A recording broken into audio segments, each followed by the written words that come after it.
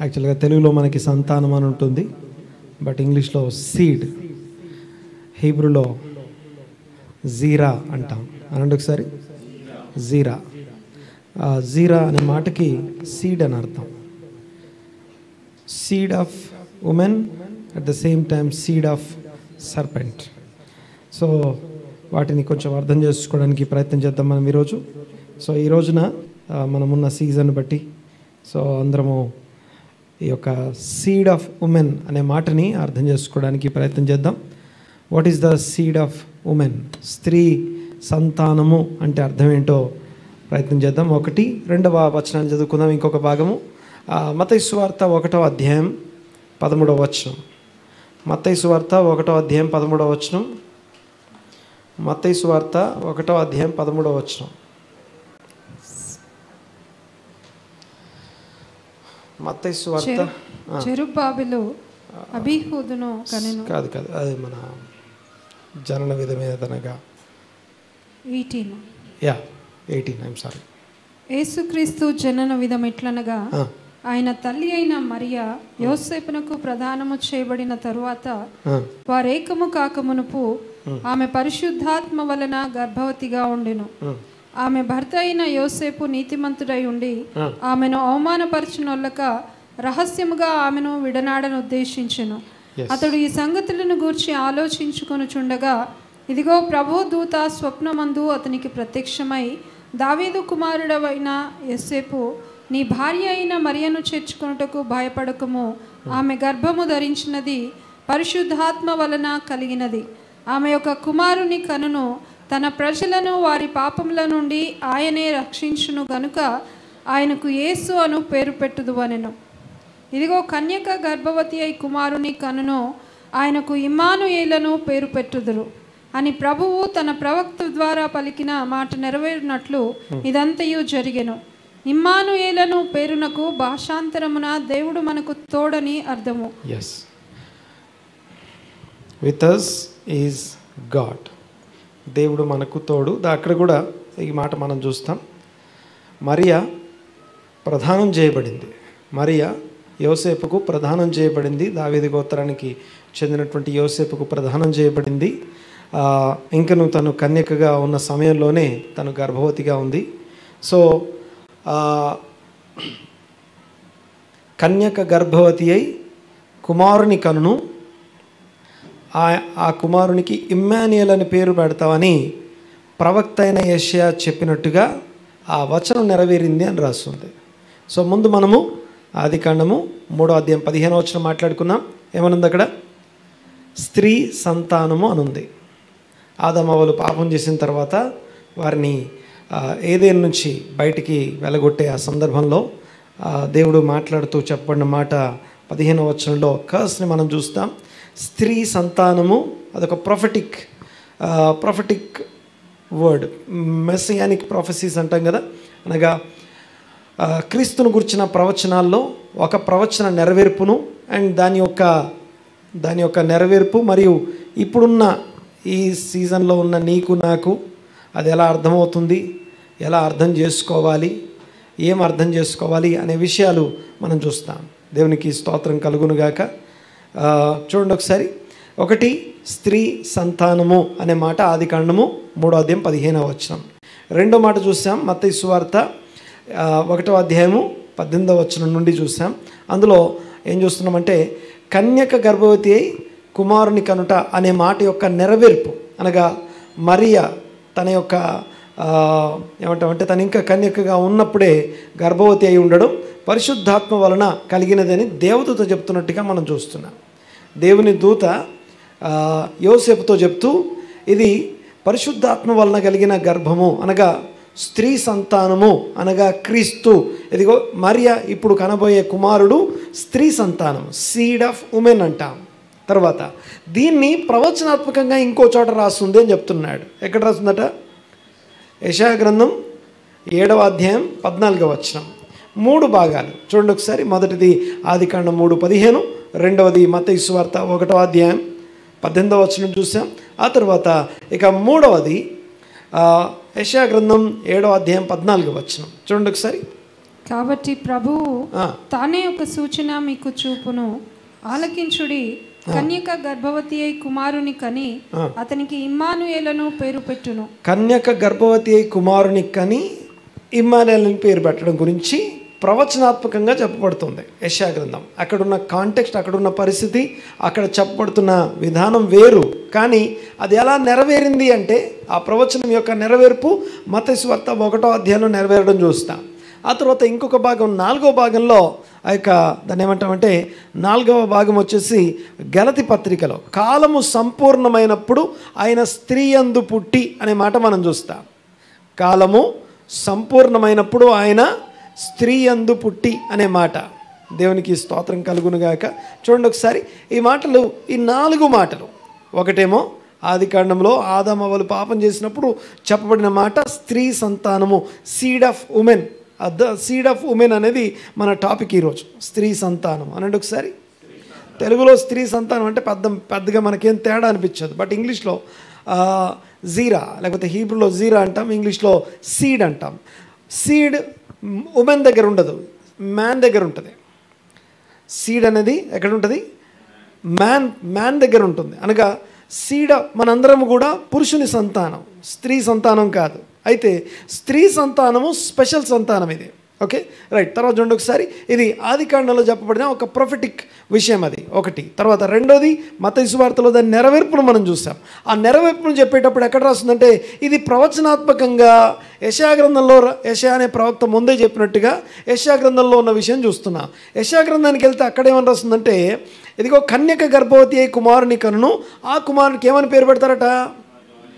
Emmanuel అనండి ఒకసారి. Okay, Immanuel అనే పేరు పెట్టబడుతుందట.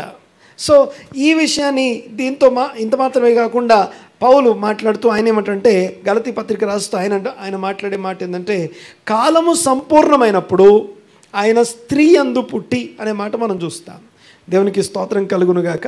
సో దీన్ని మొత్తానికి అల్టిమేట్లీ మనం చూసే అంశం వచ్చేసి స్త్రీ సంతానం అంటే అర్థం ఏంటి? కన్యక గర్భవతి కుమారుని కనడంలో మన కొరకు ఉన్నటువంటి అద్భుతమైన విషయాలు ఏం దాచబడ్డాయో కొన్ని విషయాలు ఈరోజు మనం నేర్చుకుంటాం. దేవునికి స్తోత్రం. ఎవ్రీ ఇయర్ మనకి డిసెంబర్ వస్తుంది, డిసెంబర్ 25th వస్తుంది, క్రిస్మస్ అంటాం, సెలబ్రేషన్ చేసుకుంటాం. సో వస్తాయి పోతాయి, కానీ ప్రతిసారి గమనించండి ఒకసారి, అవి వచ్చిపోయినా మనం అలాగే ఉన్నామంటే దానివల్ల ప్రయోజనం లేదు. మనము దాన్ని ఆ సీజన్కి వెళ్ళినప్పుడు ఆ సీజన్లో దేవుడు మనకిచ్చే ప్రత్యక్షత తీసుకోవాలి.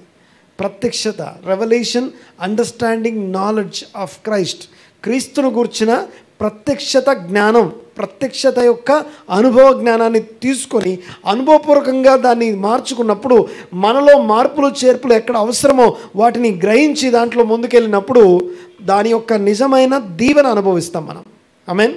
ఈరోజు నేను మాట్లాడేది ఒకటి స్త్రీ సంతానము అనే మాట, రెండవది దేవుని తోడు ఇమ్మాన్యుయేల్ అనే మాట, మూడవది దేవుని తోడు వలన కలిగే దీవెన. 3 వేర్వేరు అంశాలు మాట్లాడుకుంటాం. ఏమని చెప్పాను నేను? ఒకటి స్త్రీ సంతానము, ఆ సంతానం పేరేం పేరు? దేవుడు మనకు తోడు, ఇమ్మాన్యుయేల్. మూడవది ఆ ఇమ్మాన్యుయేల్ని అనుభవించడం ఎలాగా మనం ఎక్స్పీరియన్స్ చేయాలి, ఎలా మనం ఎక్స్పీరియన్స్ చేయగలం, ఇమ్మాన్యుయేల్ని అనుభవించడం ఎలాగా? ఇమ్మాన్యుయేల్ అంటే దేవుడు తోడై ఉంటే ఏం జరుగుతుంది, దేవుడు తోడై ఉండే అనుభవాన్ని ఎలా చూస్తాం, ఎలా అనుభవిస్తాం, దాన్ని మన వ్యక్తిగత జీవితంలో ఎలాగా దాన్ని గ్రహిస్తామో తెలుసుకుంటాం ఈరోజు. చూడండి ఒకసారి. సో చిన్న మాట ప్రార్థన చేసుకుందాం, తలలు వంచి కళ్ళు మూసుకుందాం.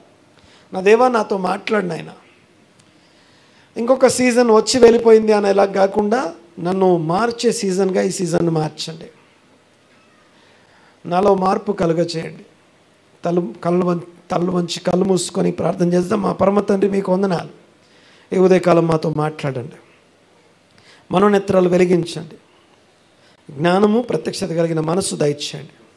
ఇదిగో పౌలు యొక్క కళ్ళ నుండి ఇదిగో పొరలు రాలి నేల మీద పడి దృష్టి పొందుకున్నాడన్న మాటను బట్టి మీకు వందనాలు. మా కన్నులు కూడా తెరవబట్టుకు సహాయం దయచేయండి. మా కన్నులలో ఉన్నటువంటి ఆ యొక్క స్కేల్స్ని, ఆ యొక్క పొరలను రాలి నేల మీద పడడానికి ఈ రోజున మేము తేటగా చూడడానికి కృప దయచేయమని ప్రార్థిస్తున్నాను. సమస్తమైన ఘనత, మహిమ, ప్రభావం మీకు ఆరోపిస్తూ నజరేయుడైన యేసుక్రీస్తు నామమున స్తుతించి ఆరాధించి ఈ ప్రార్థన అడిగి వేడుకొంచున్నాం తండ్రి. ఆమేన్. దేవునికి మహిమ కలుగునుగాక. చూడండి ఒకసారి ఈరోజు మనము చూసే విషయం ఒకటి, స్త్రీ సంతానము. సీడ్ అనేది పురుషుని దగ్గర ఉంటుంది, స్త్రీ దగ్గర ఉండదు. ఓకే, అందుకని ఏమని రాస్తుంది మనకు వాక్యంలో, అబ్రహాము ఇస్సాకును కనెను. Seed of Abraham. అబ్రహామా, నీ సంతానము నీకు నేను సంతానం ఇస్తాను, ఆ సంతానమునకు ఈ ల్యాండ్ ఇస్తాను అనే మాట మనం చూస్తాం. స్త్రీ సంతానము ఇక్కడ Abraham, the seed of Abraham అంటాం. We are all called seed of Abraham. Abraham సంతానము అని పిలువబడుతున్నాం మనం.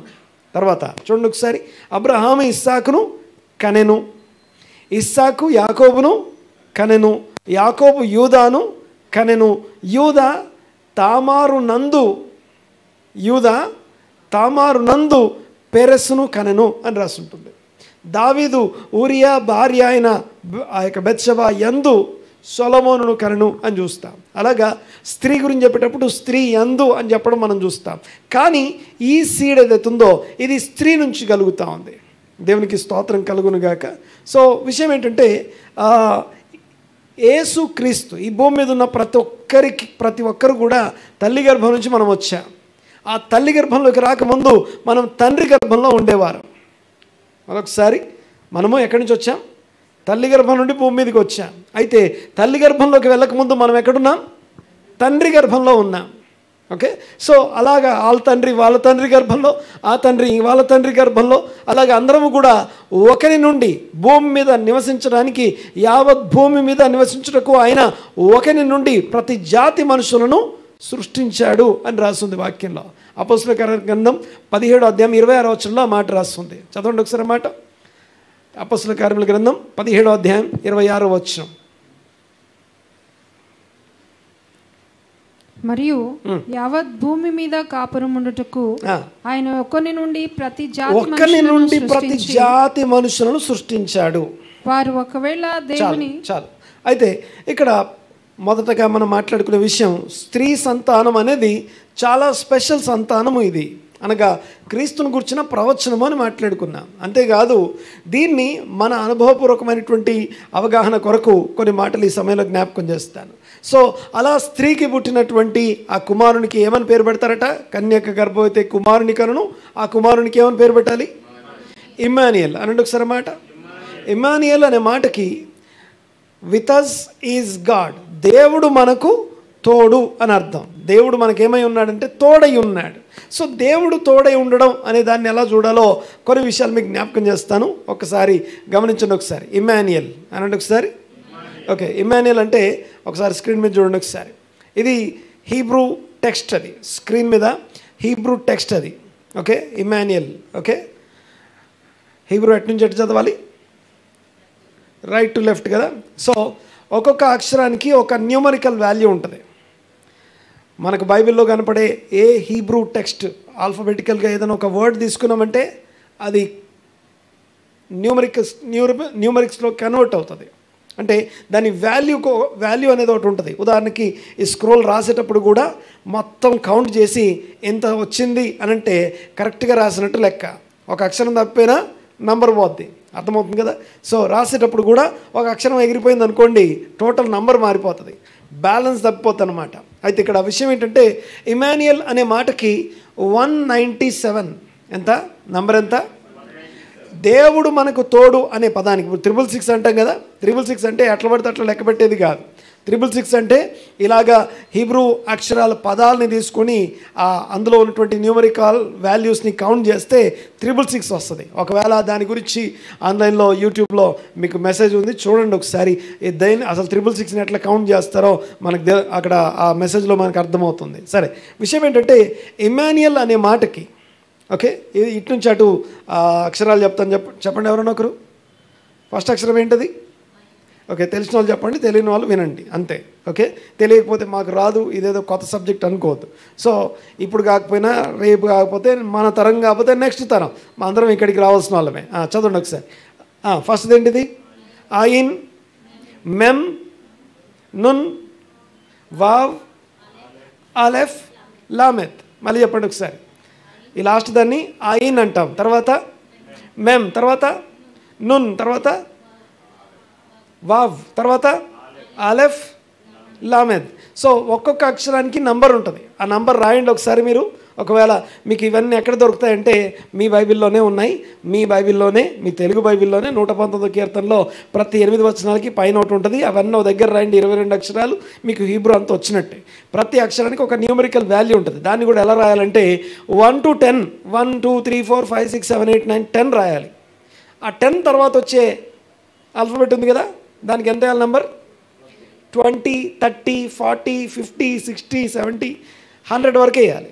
100 తర్వాత నెక్స్ట్ ఏం వేయాలి? 200, 300, 400 అయిపోయినాయి. సో తవ్ అంటే ఎంత? 400. ఒకటో అక్షరానికి ఒకటైతే లాస్ట్ అక్షరం నెంబర్ ఎంత? 400. దీని ఒక న్యూమరికల్ వాల్యూస్ అవి. అట్లా సింపుల్ 6ని కౌంట్ చేయడం. సో ఇమాన్యుయల్ చూడండి ఒకసారి. ఇమాన్యుయల్ అన్న మాటకి ఎంత నంబర్ ఎంత? 197. 197. సో ఏదైనా ఒక వర్డ్ మీనింగ్, వర్డ్ యొక్క వాల్యూ ఎంత వస్తుందో అదే వాల్యూకి సమానమైన ప్రతి పదము దాని గురించే మాట్లాడుతుంది. జనరల్గా మన లైఫ్లో జరిగే ప్రతి విషయానికి there is nothing coincidence in the Kingdom of God, there is nothing accidental in the Kingdom of God. దేవుని రాజ్యంలో ఏది యాదృచ్ఛికంగా జరగదు, ఏది ప్రమాదవశాత్తు జరగదు.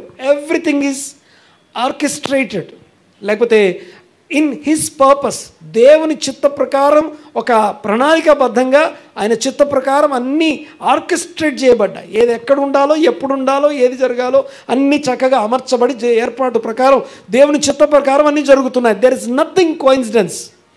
ఏది కోఇన్సిడెన్స్ కాదు, ఏది యాదృచ్ఛికం, ప్రమాదవశాత్తు కాదు. రైట్? బాగా చూడండి ఒకసారి. ఈ ఇమ్మాన్యుయల్ అనే మాటకి ఏం చెప్పాను నేను? 197. ఈ 197ని దేవుడు మనకు తోడు అంటే ఏంటో అర్థం చేసుకునే పద్ధతి, అనగా the way how to study the Bible. చూడండి ఒకసారి. ఇమాన్యుయల్ అంటే 197. ఈవెన్ కొత్త నిబంధనలోని ఇంటర్ప్రిటేషన్స్ అన్నీ కూడా దీన్ని బేస్ చేసుకునే ఉంటాయి. తర్వాత చూద్దాం ఒకసారి. ఈ 197కి ఈక్వలెంట్ వర్డ్ ఏంటి? ఒకసారి దానిలోకి వెళ్ళకముందు ఇది చూడండి ఒకసారి. ఈ సీడ్ ఆఫ్ ఉమెన్ని స్పిరిచువల్ సీడ్ అంటాం. సీడ్ ఆఫ్ ఉమెన్ ఏమంటాం? Spiritual seed. ఎందుకంటే పరిశుద్ధాత్మ వలన కలిగినటువంటి సంతానం అది. ఒకడు ఆత్మ మూలముగాను నీటి మూలముగాను తిరిగి జన్మించుతాడు. వాడు ఆ యొక్క స్త్రీ సంతానం కిందికి వస్తాడు. ఓకే, ఇందాక మనం ఏం మాట్లాడుకున్నాం? ఆదికాండం 3వ అధ్యాయం 15వ వచనంలో 2 సంతానాలు ఉన్నాయట. ఒకటేమో స్త్రీ సంతానము, రెండోది సర్ప సంతానం. ఓకే, సర్ప సంతానము, స్త్రీ సంతానం. వీళ్ళిద్దరు ఎవరంటే, స్త్రీ సంతానం అంటే స్పిరిచువల్ సీడ్ అయితే, సర్ప సంతానం అంటే దాన్ని ఏమంటామంటే క్షయమైనటువంటి లోక సంబంధమైన పెరిషబుల్, లేకపోతే క్షయమైనటువంటి సంతానం అన్నమాట. ఇంకో మాటలో చెప్పాలంటే ఈ 197కి ఈక్వలెంట్ వర్డ్ ఒకటి చెప్తాను, జాగ్రత్తగా గమనించండి ఒకసారి. 197కి ఈక్వలెంట్ వర్డ్ ఏంటంటే 2, అంటే ఆ 197 వచ్చే ఒక పదం ఏంటో తెలుసా? కయీను ప్లస్ హేబెల్. ఓకే, ఇమ్మాన్యుయల్ అన్నాడు ఒకసారి. ఇమ్మాన్యుయల్ అంటే దేవుడు మనకు తోడు. ఆ దేవుడు తోడు అనే మాట వాల్యూ ఏదైతే ఉందో దానికి ఇంకో చోటుకి వెళ్తే అదే స్త్రీ, ఏ స్త్రీ సంతానం అని చెప్పబడిందో ఆ స్త్రీ సంతానం అని చెప్పబడుతున్నది. ఎంతమంది ఉన్నారు? 2 ఉన్నారు. ఎవరెవరు? కయీను, హేబేలు. కయీను ప్లస్ హేబేల్ ఈజ్ ఈక్వల్ టు ఎంత? 197. సో అది కూడా మీరు తర్వాత కూర్చొని రాయండి. యాక్చువల్గా స్లైడ్ పెట్టడానికి టైం లేకపోయింది, అప్పటికే 50 స్లైడ్స్ ఉన్నాయి అవి. ఓకే, సో చాలా టైం పడుతుంది అన్నమాట ఈరోజు. ఓకే, సో ఒక్కొక్క అక్షరానికి ఉన్న వాల్యూని మీరు రాయండి ఒకసారి, మీకు ఆ క్యాల్కులేషన్ వచ్చేస్తుంది. సో కయీను ప్లస్ హేబెల్ ఈజ్ ఈక్వల్ టు 197. సో సింపుల్గా నేను ఒక స్టేట్మెంట్ చెప్తాను, అర్థం చేసుకుందాం, జాగ్రత్తగా వినాలి ఒకసారి. ఎవరు దేవుని తోడును ఇమ్మాన్యుయల్ని అనుభవిస్తారు? ఎవరు ఇమ్మాన్యుయల్ని దేవుని తోడును అనుభవిస్తారంటే, ఎవరి జీవితంలో అయితే కయీను, ఎవరి జీవితంలో అయితే శరీర సంబంధమైనటువంటి కయీను తాను హేబేలుకి, ఆత్మ సంబంధి నీతిమంతుడైన హేబేలుకి తనని తాను సబ్మిట్ చేసుకుంటాడో, హేబేలు యొక్క ఆధిపత్యం కిందికి కయీను వస్తాడో, వారు ఇమ్మాన్యుయల్ని అనుభవిస్తారు. This is the statement. అర్థమైంది కదా? సో ఈ స్టేట్మెంట్ని మనము నేర్చుకుంటాం, అర్థం చేసుకుంటాం. ఇది ఇక్కడే కాదు, మొత్తం బైబిల్ అంతా కూడా దీని వివరణ రాస్తుంది. జాగ్రత్తగా రండి ఒకసారి. ఏమని చెప్పాను నేను? ఇమ్మాన్యుయల్, దేవుని తోడు. అంతేకాదు అక్కడ ఏమని రాస్తుంది ఒకసారి ఆ వాక్యం తీయండి ఒకసారి. మత్తయి సువార్త 1వ అధ్యాయం. కన్యక గర్భవతి అయి కుమారుని కనును అని పరిశుద్ధాత్మ గురించి మాట్లాడుతూ, లేకపోతే గాబ్రియల్ దూత మాట్లాడుతున్నటువంటి సంగతి చూడండి ఒకసారి. ఏమని రాస్తుంది అక్కడ? మత్తయి సువార్త 1వ అధ్యాయం 20th verse. 20. అతడు ఈ సంగతులను గూర్చి ఆలోచించుకొనుచుండగా ఇదిగో ప్రభువు దూత స్వప్నమందు అతనికి ప్రత్యక్షమై దావీదు కుమారుడవైన యోసేపు నీ భార్య అయిన మరియను చేర్చుకోటకు భయపడొద్దు. ఆమె గర్భము ధరించినది పరిశుద్ధాత్మ వలన కలిగినది. తర్వాత ఆమె యొక్క కుమారుని కనును తన ప్రజలను వారి పాపముల నుండి ఆయనే రక్షించును. అనండి ఒకసారి మాట. తన ప్రజలను వారి పాపము నుండి ఆయనే రక్షించును. కాబట్టి ఆయనకు యేసు అను పేరు యెషువా అనగా యేసు అనే పేరు పెట్టబడును అని చెప్పబడింది. ఓకే, దేవునికి స్తోత్రం. యెషువా అనే పేరు పెట్టబడును అనగా రక్షించేవాడు, రక్షకుడు అనే పేరు కనబడి, యాషా అనే మాటకి సేవియర్ అని అర్థం. చూడండి ఒకసారి. ఈ రక్షించేవాడు ఎలా రక్షిస్తాడట? ఆయనే వారి పాపముల నుండి వారిని రక్షించును. ఒకసారి ఈ మాట చదవండి ఒకసారి. అపొస్తల కార్యముల గ్రంథం 3వ అధ్యాయం ఆఖరి వచనం. అపొస్తల కార్యముల గ్రంథం 3వ అధ్యాయం ఆఖరి వచనం. దేవుడు తన సేవకుని అనగా క్రీస్తును, యెషువాను పుట్టించి మీలో ప్రతివానిని వాని దుష్టత్వం నుండి మళ్ళించుట వలన మిమ్మును ఆశీర్వదించుటకు ఆయనను మొదట మీ దగ్గరికి పంపించాడు. అంటే ఈ స్త్రీ సంతానం యొక్క పని, జాబ్ ఏంటంటే రక్షించే యెషువా ఎలా రక్షిస్తాడు మనల్ని అంటే మన దుష్టత్వం నుండి, మన పాపం నుండి మనల్ని విడిపిస్తాడు. అనగా దాని అర్థం ఏంటంటే, ఇందాక నేను ఒక స్టేట్మెంట్ చెప్పాను కదా. ఏంటో స్టేట్మెంట్?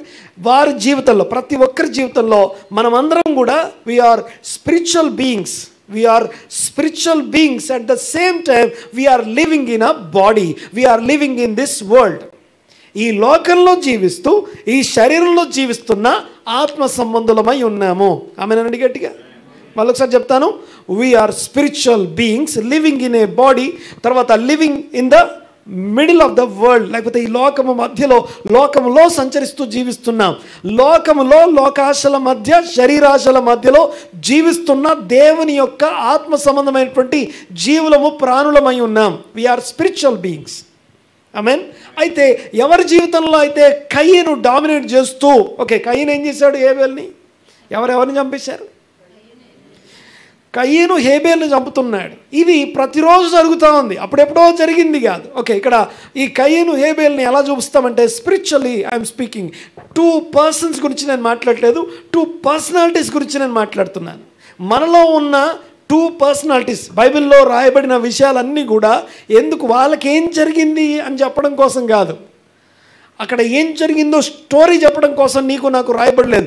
నీకు నాకు అవసరమైన ఉపదేశం కోసం మరియు ఎగ్జాంపుల్స్గా ఉండడం కోసం అవి రాయబడ్డాయట.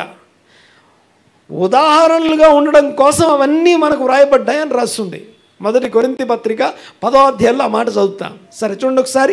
ఆ విషయాలన్నీ ఉపమాన రీతిగా మనకి మేలు కలగడం కోసం, మనకు బుద్ధి చెప్పడం కోసం, మనకి ఉపదేశం ఇవ్వడం కోసం, ఒక సర్మన్, ఒక మెసేజ్ ఇవ్వడం కొరకు ఆ రికార్డ్ చేయబడ్డాయి. అయితే స్త్రీ సంతానం ఎవరు అంటే హేబేలు ఆత్మ సంబంధుడు, నీతిమంతుడు. అయితే కయీను శరీర సంబంధి. ఓకే, ఈయన గురించి ఇంకా చాలా విషయాలు నేను మాట్లాడుకుందాం. చూడండి ఒకసారి. ఎవరి జీవితంలో అయితే వారిలో ఉన్నటువంటి కయీను వచ్చి హేబేల్కి తనని తాను సబ్మిట్ చేసుకుంటాడు. గలతీ పత్రిక దాని గురించి వివరంగా రాసి ఉంటుంది. చూడండి ఒకసారి. మీరు ఆత్మానుసారంగా నడుచుకోండి. మీరు ఏం చేయండి? ఆత్మానుసారంగా నడుచుకోండి. అప్పుడు మీరు శరీర క్రియలు జరిగించరు, లేదా శరీరచ్చలు నెరవేర్చరు. శరీరం వెనకాల అనగా అంటే శరీరం వెళ్ళి ఏమైంది? ఆత్మకి సరెండర్ చేసుకుంది. శరీరం ఏమైంది? ఇప్పుడు ఆత్మకి నీ పూర్ణ ఆత్మతో, నీ పూర్ణ బలము, నీ శక్తితో, నీ పూర్ణ హృదయంతో, నీ పూర్ణ జ్ఞానము వివేకంతో, నీకున్నటువంటి రిసోర్సెస్ అన్నిటితో నీ తండ్రి అయిన దేవుని ప్రేమించాలి. ఇది వాక్యంలోకి వెళ్ళా ప్రధానమైన ఆజ్ఞ. దేవుడు నిన్ను అడిగే ఒకే ఒక ప్రధానమైనటువంటి ఆజ్ఞ ఏంటంటే నీ పూర్ణ ఆత్మతో అనండి ఒకసారి. పూర్ణ ఆత్మతో అనే మాటకి నీలో ఉన్న సోల్ బీయింగ్కి లేకపోతే ఆ స్పిరిచువల్ బీయింగ్కి నీలో ఉన్నటువంటి శరీరం సరెండర్ చేసుకొని పూర్తిగా దేవునికి లోబడే ఒక సోల్ని మనం కలిగి ఉండడం ఏదైతుందో అది దేవుడు మన నుంచి కోరుకునేది. దేవునికి స్తోత్రం కలుగును గాక. హల్లెలూయా. రైట్, చూడండి ఒకసారి మళ్ళీ చెప్తాను. కయీను ఎవరి జీవితంలో అయితే ఆ కయీను వెళ్ళి స్త్రీ సంతానము అనబడుతున్నటువంటి ఓకే, ఇంకోటి ఏమని రాస్తుంది అక్కడ, నీ సంతానమునకును దాని సంతానమునకును వైరము అని రాస్తుంది. వైరము అంటే పోరాటం. అందుకే యోబు అంటాడు, యోబు ఒక మాట అంటాడు కదా, యోబు గ్రంథంలో చదువుతాం మనం ఈ మాట, భూమి మీద నరుని దినములు యుద్ధ దినములు. ఏ యుద్ధం జరుగుతుందంటే మనలో ఉన్నటువంటి ఆ యొక్క సర్పెంట్ సీడ్, మనలో ఉన్నటువంటి స్త్రీ సంతానం, మనలో ఉన్న soul being, spiritual being, at the same time మనలో ఉన్నటువంటి ఆ యొక్క శరీర సంబంధమైనటువంటి మనస్సు, శరీరానుసారమైన మనస్సు, ఆత్మానుసారమైన మనస్సు, రెండింటి మధ్య ఒక పోరాటం జరుగుతూ ఉంది. రోమపత్రిక 8వ అధ్యాయం చూడండి ఒకసారి. రోమపత్రిక 8వ అధ్యాయం. క్రీస్తు యేసునందున్న వారికి ఏ శిక్షా విధి లేదు. 3వ వచనం చదువుదాం ఒకసారి. శరీరము అనగా క్రీస్తు, కయ్యను అనమాట. శరీరము అంటే కయ్యను అని అర్థం. శరీరమును అనుసరింపక ఆత్మను అనగా ఆత్మీయుడైన హేబేలు అని అర్థం. ఆత్మను అనుసరించు నడుచుకొను మనయందు ధర్మశాస్త్రము అనగా దేవుని ఆజ్ఞలన్నీ దేని గురించి అయితే మాట్లాడుతున్నాయో దాని నీతి విధి నెరవేర్చబడుతుందట. తర్వాత అది నెరవేర్చబడడం కోసం పాప పరిహారం నిమిత్తం దేవుడు తన సొంత కుమారుని పాప శరీరాకారముతో పంపి ఆ శరీరములో పాపమంతటికి, క్రీస్తు యేసు శరీరములో పాపమంతటికి శిక్ష విధించాడు. తర్వాత శరీరానుసారులు శరీర విషయముల మీద మనస్సు ఉంచుతారు అనగా కయీను అని అర్థం. మనలో ఉన్న శరీరానుసారులు, శరీరము కయీను అన్నమాట కయీను వైపు లాగుతుంది. చూడండి ఒకసారి, ఎవరి గురించి అయితే స్త్రీ సంతానం అని చెప్పబడిందో ఆ మొదటి స్త్రీ యొక్క బిడ్డ మొదటి వాడు కయీను అయితే రెండో వాడు హేబేలు. ఈ ఇద్దరు ఒకరిని ఒకరు ఎలా ఉన్నారంటే ఒకరికి ఒకరు ఆపోజిట్ అనగా విరోధంగా అపేక్షిస్తున్నారు, విరోధమైనటువంటి అపేక్షలు కలిగి ఉన్నారు. సో చూడండి ఒకసారి, శరీరానుసారమైన మనస్సు, ఆత్మానుసారమైన మనస్సు. కంటిన్యూ చేయము ఒకసారి. ఇంకా ఆత్మానుసారులు ఆత్మ విషయముల మీద, శరీరానుసారులు శరీర విషయముల మీద మనస్సు ఉంచుతారు. శరీరానుసారమైన మనస్సు మరణము, ఆత్మానుసారమైన మనస్సు జీవమునై ఉన్నది. జీవము సమాధానము షాలోమ్ అయి ఉన్నది. తర్వాత నేను ఒకసారి మిమ్మల్ని షాలోమ్ అన్నానంటే మీలో ఉన్న శరీరానుసారమైన మనస్సు అయిన ఆ యొక్క మరణమును దాటి మీరు జీవం వైపు నడవాలని సమాధానమును ప్రకటిస్తున్నాం. అందుకే షాలోమ్ అని చెప్పుకునేది. తర్వాత కంటిన్యూ. నెక్స్ట్, ఏలయనగా శరీరానుసారమైన మనస్సు దేవునికి విరోధమైనది. అది దేవుని ధర్మశాస్త్రమునకు, దేవుని యొక్క ధర్మశాస్త్రానికి లోబడదు. ఆ శరీరం, ఆ మనస్సు లోబడదు. అయితే కయీను మనస్తత్వము, ఏబేలు మనస్తత్వం రెండు మనలో ఉన్నాయి. ఎక్కడైతే ఎప్పుడైతే చూడండి ఒకసారి, దేవుడు క్రీస్తుని ఎందుకు ఇచ్చాడు? స్త్రీ సంతానము మనల్ని విడిపించుట, రక్షించుట అనే మాటని అర్థం చేసుకోవడాన్ని మనం చూస్తున్నాం. అయితే విషయం ఏంటంటే ఆ క్రిస్మస్ని ఎలా సెలబ్రేట్ చేసుకోవాలో జ్ఞాపకం చేస్తున్నాను. అసలైనటువంటి పర్పస్ని మాట్లాడుకుంటున్నాం. ఎప్పుడు ఇది వర్తిస్తుంది, ఎప్పుడు ఇది అనుభవిస్తాం? ఇమ్మానుయేలు మన కొరకు పుట్టాడు అనే దాన్ని ఎప్పుడు అనుభవిస్తామంటే నీలో ఉన్నటువంటి కయీను హేబేలుకి సరెండర్ చేసుకున్నప్పుడు, శరీరానుసారమైన మనస్సు గతించి లేకపోతే అది మరణించి. అందుకని బాప్తిజం గురించి అదే రోమపత్రిక 5వ 6వ అధ్యాయం ఏం రాస్తుందంటే, క్రీస్తు ఇమ్మానుయేలు యొక్క మరణం ఏదైతుందో, క్రీస్తు యొక్క మరణం ఏదైతుందో ఆ మరణములో సమాన అనుభవం పొందడం కోసం బాప్తిసంలోకి వెళ్ళామట. ఆయన పునరుత్థానంలో నీతి విషయమే బ్రతకడం కోసం తిరిగి లేచామట. అంటే ఏమైంది? ఇప్పుడు బాప్తిసం తీసుకున్న వాళ్ళందరూ ఏం చేశారు? వాళ్ళలో ఉన్న కయీన్ను చంపేసి హేబేల్ని బ్రతికించారు, హేబేల్ని పునరుత్థానం చెందించారు. ఆమె నన్ను గట్టిగా మరొకసారి. బాప్తిసం తీసుకున్న వాళ్ళు ఏం చేశారు? తమలో ఉన్న శరీరానుసారమైన మనస్సు అనబడుతున్న శరీర సంబంధమైనటువంటి కయీనును చంపివేసి ఆత్మానుసారమైనటువంటి జీవమైనటువంటి ఆ హేబేలుని, ఆత్మ సంబంధమైనటువంటి వ్యక్తిని పునరుజ్జీవింపజేశారు. చనిపోయినటువంటి వారిని పునరుత్థానాన్ని అనుభవిస్తున్నాం. అందుకే క్రీస్తులోనికి బాప్తిసం తీసుకున్నాము అంటే శరీర క్రియల విషయంలో చచ్చిపోతున్నాం, ఆత్మ విషయంలో తిరిగి జీవిస్తున్నాం. రైట్, చూడండి ఒకసారి. ఇమ్మాన్యుయల్ అనండి ఒకసారి. ఇమ్మాన్యుయల్ అంటే ఏం మాట్లాడుకున్నాం? దేవుడు మనకు తోడు. దాని నంబర్ ఎంత? 197. ఈ ఇమ్మాన్యుయల్కి సమానమైనటువంటి నంబర్ ఏది? ఉట్టి హేబేలు ఉంటే సరిపోదు, కయీను హేబేలు ఉండాలి. అంటే అర్థం ఏంటి? ఆ మాటని అర్థం చేసుకోవడానికి ప్రయత్నం. కయీను హేబేలు ఇద్దరు కావాలి. ఇద్దరు ఎందుకు అంటే, ఎందుకు మరి ఇద్దరు? అదేంటి పాస్టర్ గారు, దుష్టుడు చచ్చిపోవాలి కదా, పాపి చచ్చిపోవాలి కదా. ఒకవేళ పాపి దుష్టుడు అనేవాడు చచ్చిపోవాలి అనేదే నిజమైతే యేసు ప్రభు శరీరంలో పాపను శిక్ష విధించబడడం అనేది జరిగి ఉండాల్సిన అవసరం లేదు. ఓకే, దుష్ట శిక్షణ ఇది ఇంకోటి జరిగి ఉండేది. కానీ ఇక్కడ ఏం జరుగుతుందంటే, బాగా వినండి ఒకసారి. దుష్టుడు తన దుష్టత్వంలో మరణించుట, నశించుట, పాపి తన పాపంలో నశించుట మన సృష్టికర్త అయినటువంటి దేవునికి ఇష్టమైంది కాదు. మరొకసారి ఏం చెప్పాను నేను? దుష్టుడు తన దుష్టత్వంలో నశించుట, పాపి తన పాపంలో నశించుట మన దేవునికి ఇష్టమైంది కాదు. కనుకనే ఆ పాపమును దుష్టత్వాన్ని అంతటినీ క్రీస్తు యేసు శరీరంలో శిక్ష విధించాడు అని రాస్తుంది. దేవునికి స్తోత్రం. అందుకనే కయీను హేబేలు కలిపితే ఇమ్మాన్యుయల్. ఇది నీకు నాకు కొత్తగా వింతగా ఉంటుందేమో ఇలా చదవడం, ఇలా అర్థం చేసుకోవడం. కానీ బైబిల్ని చదువుకునే ఎవరికైతే రాయబడిందో, ఎవరైతే దీన్ని చదువుతారో వాళ్ళకి ఇది చాలా అవును కదా అంటారు. మీకు ఒక విషయం చెప్తాను. యేసు ప్రభు స్టేట్మెంట్స్ అన్నీ కూడా జూయిష్ థియాలజికల్ స్టేట్మెంట్స్ అవి. ఆయన ఒక మాట అనగానే అందరూ ఏమైపోతారు తెలుసా? సైలెంట్ అయిపోతారు. ఎందుకు సైలెంట్ అవుతారు తెలుసా? బికాస్ ఆ స్టేట్మెంట్ ఆల్రెడీ కరెక్టే కదా, సత్యం ఉన్నది ఉన్నట్టుగా చెప్పేశారు కదా. ఎందుకంటే ఆల్రెడీ అది దీనికి ఇది దీని అర్థం ఇదా అని అప్పుడు అర్థమైపోద్ది వాళ్ళకి. అందుకే వాళ్ళకి ఈజీగా అర్థమైపోతూ ఉంది. సరే చూడండి ఒకసారి. ఈ ఇమ్మాన్యుయల్ అనే మాటకి ఎగ్జాక్ట్ సమానమైనటువంటి మాట ఏంటది? ఇమ్మాన్యుయల్, దేవుడు మనకి తోడు. ఎవరికి తోడు అంటే ఎవరా తోడును అనుభవిస్తారు, ఎవరు రక్షించబడతారు? క్రీస్తు యేసు రక్షణ క్రిందికి వచ్చే రక్షణ ఫలం ఫలించే వాళ్ళు ఎవరు అంటే తమలో ఉన్న కయీనుని హేబేలుకి సరెండర్ చేసిన వారు. కానీ తరాలకి, నెలకి, సంవత్సరంకి, దినము ఎవరిని చంపుతున్నారు తెలుసా? ఎవరెవరిని చంపేస్తున్నారు? కయీను హేబేలు చంపుతూనే ఉన్నాడు. బట్ ఆత్మీయులు, దేవుడు కోరుకునే ఆ ఇమ్మాన్యుయల్ని అనుభవించే వాళ్ళు వాళ్ళ జీవితంలో ఉన్న కయీనును చంపి హేబేలు జీవిస్తాడు. కయీను సరెండర్ అవుతాడు.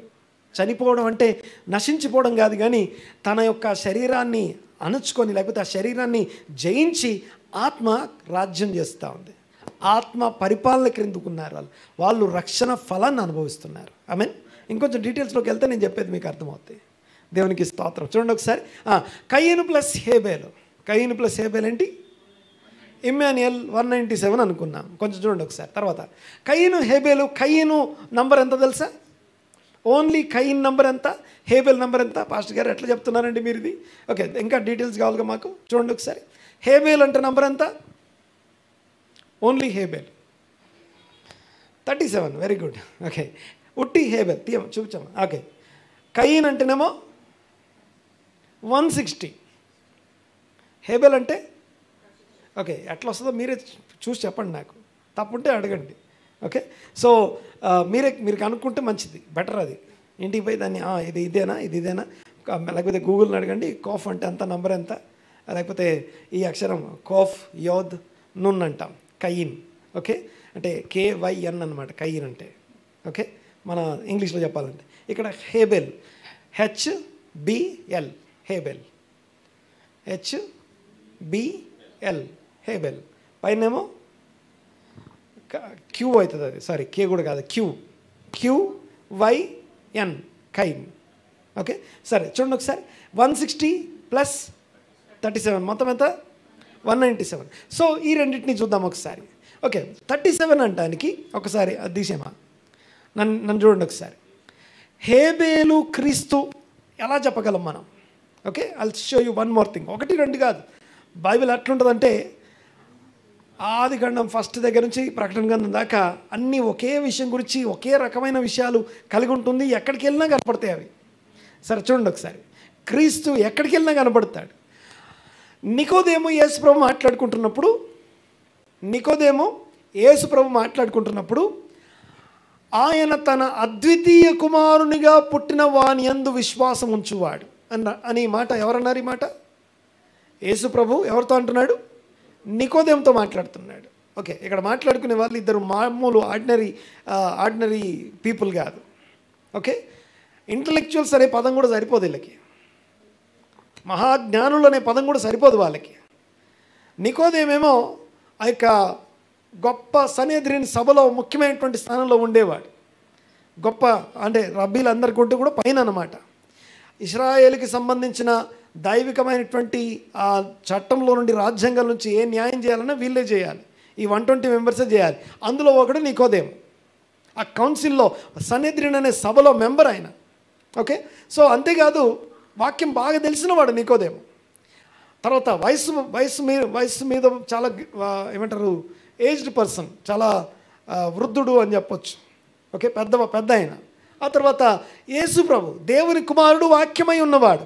వీళ్ళిద్దరు మాట్లాడుకుంటుండే, ఇద్దరు డాక్టర్ మాట్లాడుకుంటేనే అర్థం కాదు మనకి, ఇద్దరు వైద్యులు మాట్లాడుకుంటేనే వాళ్ళు ఏం చెప్పుకుంటున్నా అర్థం కాదు మనకి. అలాంటిది ఇద్దరు రబ్బీలు లేకపోతే ఇద్దరు ఉన్నతమైనటువంటి వాక్యం తెలిసిన వాళ్ళు మాట్లాడుకుంటుంటే ఏమర్థమవుతుంది మనకి? అక్కడ ఏమని రాస్తుందంటే చూడండి ఒకసారి ఈ మాట. అద్వితీయ కుమారుడు అని చెప్పేటప్పుడు ఆయన యూజ్ చేసిన టర్మినాలజీ, ఓకే, సోల్ అంటాం కదా మనందరికీ కూడా ఆత్మ సోల్ అంటాం. మన లోపల ఏముంది? We are all soul beings. దేవుడు తన యొక్క నిశ్వాస, తన శ్వాసని మన నాసికారంధ్రంలో ఊదినప్పుడు నరుడు ఏమాడట? జీవించు లివింగ్ సోల్ అయ్యాం మనం. ఈ సోల్ అనే దాంట్లో లెవెల్స్ ఉంటాయి. లోయెస్ట్ లెవెల్ ఆఫ్ సోల్ నుండి హయ్యెస్ట్ లెవెల్ ఆఫ్ సోల్ వరకు సోల్స్లో లెవెల్స్ ఉంటాయి. అంటే తక్కువ ఆత్మీయ స్థితి అంటాం కదా. కొంతమంది ఏమో కొంచెం స్పిరిచువల్గా ఉంటారు, కొంతమంది ఏమో బాగా స్పిరిచువల్గా ఉంటారు, కొంతమంది ఏమో చాలా హై స్పిరిచువల్గా ఉంటారు. అలాగా హయ్యెస్ట్ స్పిరిచువాలిటీ అనగా హయ్యెస్ట్ లెవెల్ ఆఫ్ సోల్ని ఒక పేరుతో పిలుస్తాం, యఖిదా అంటాం. అనండి ఒకసారి గట్టిగా అనండి మాట. ఓకే, ఆ సోల్ అనే మాటని హీబ్రూలో నెఫెష్ అంటారు. యాక్చువల్గా అయితే నఫాష్. ఓకే, బ్యాకమ్మా, అది 5 నేమ్స్ పెట్టి ఒకసారి. ఓకే, పైనుంచి కిందకి నెఫెష్, రువాక్, నషామా, ఖయా, ఎకిదా. ఈ ఎకిదా అనేది హయ్యెస్ట్ లెవెల్ ఆఫ్ సోల్. యేసుప్రభునే ఏమంటున్నాడు?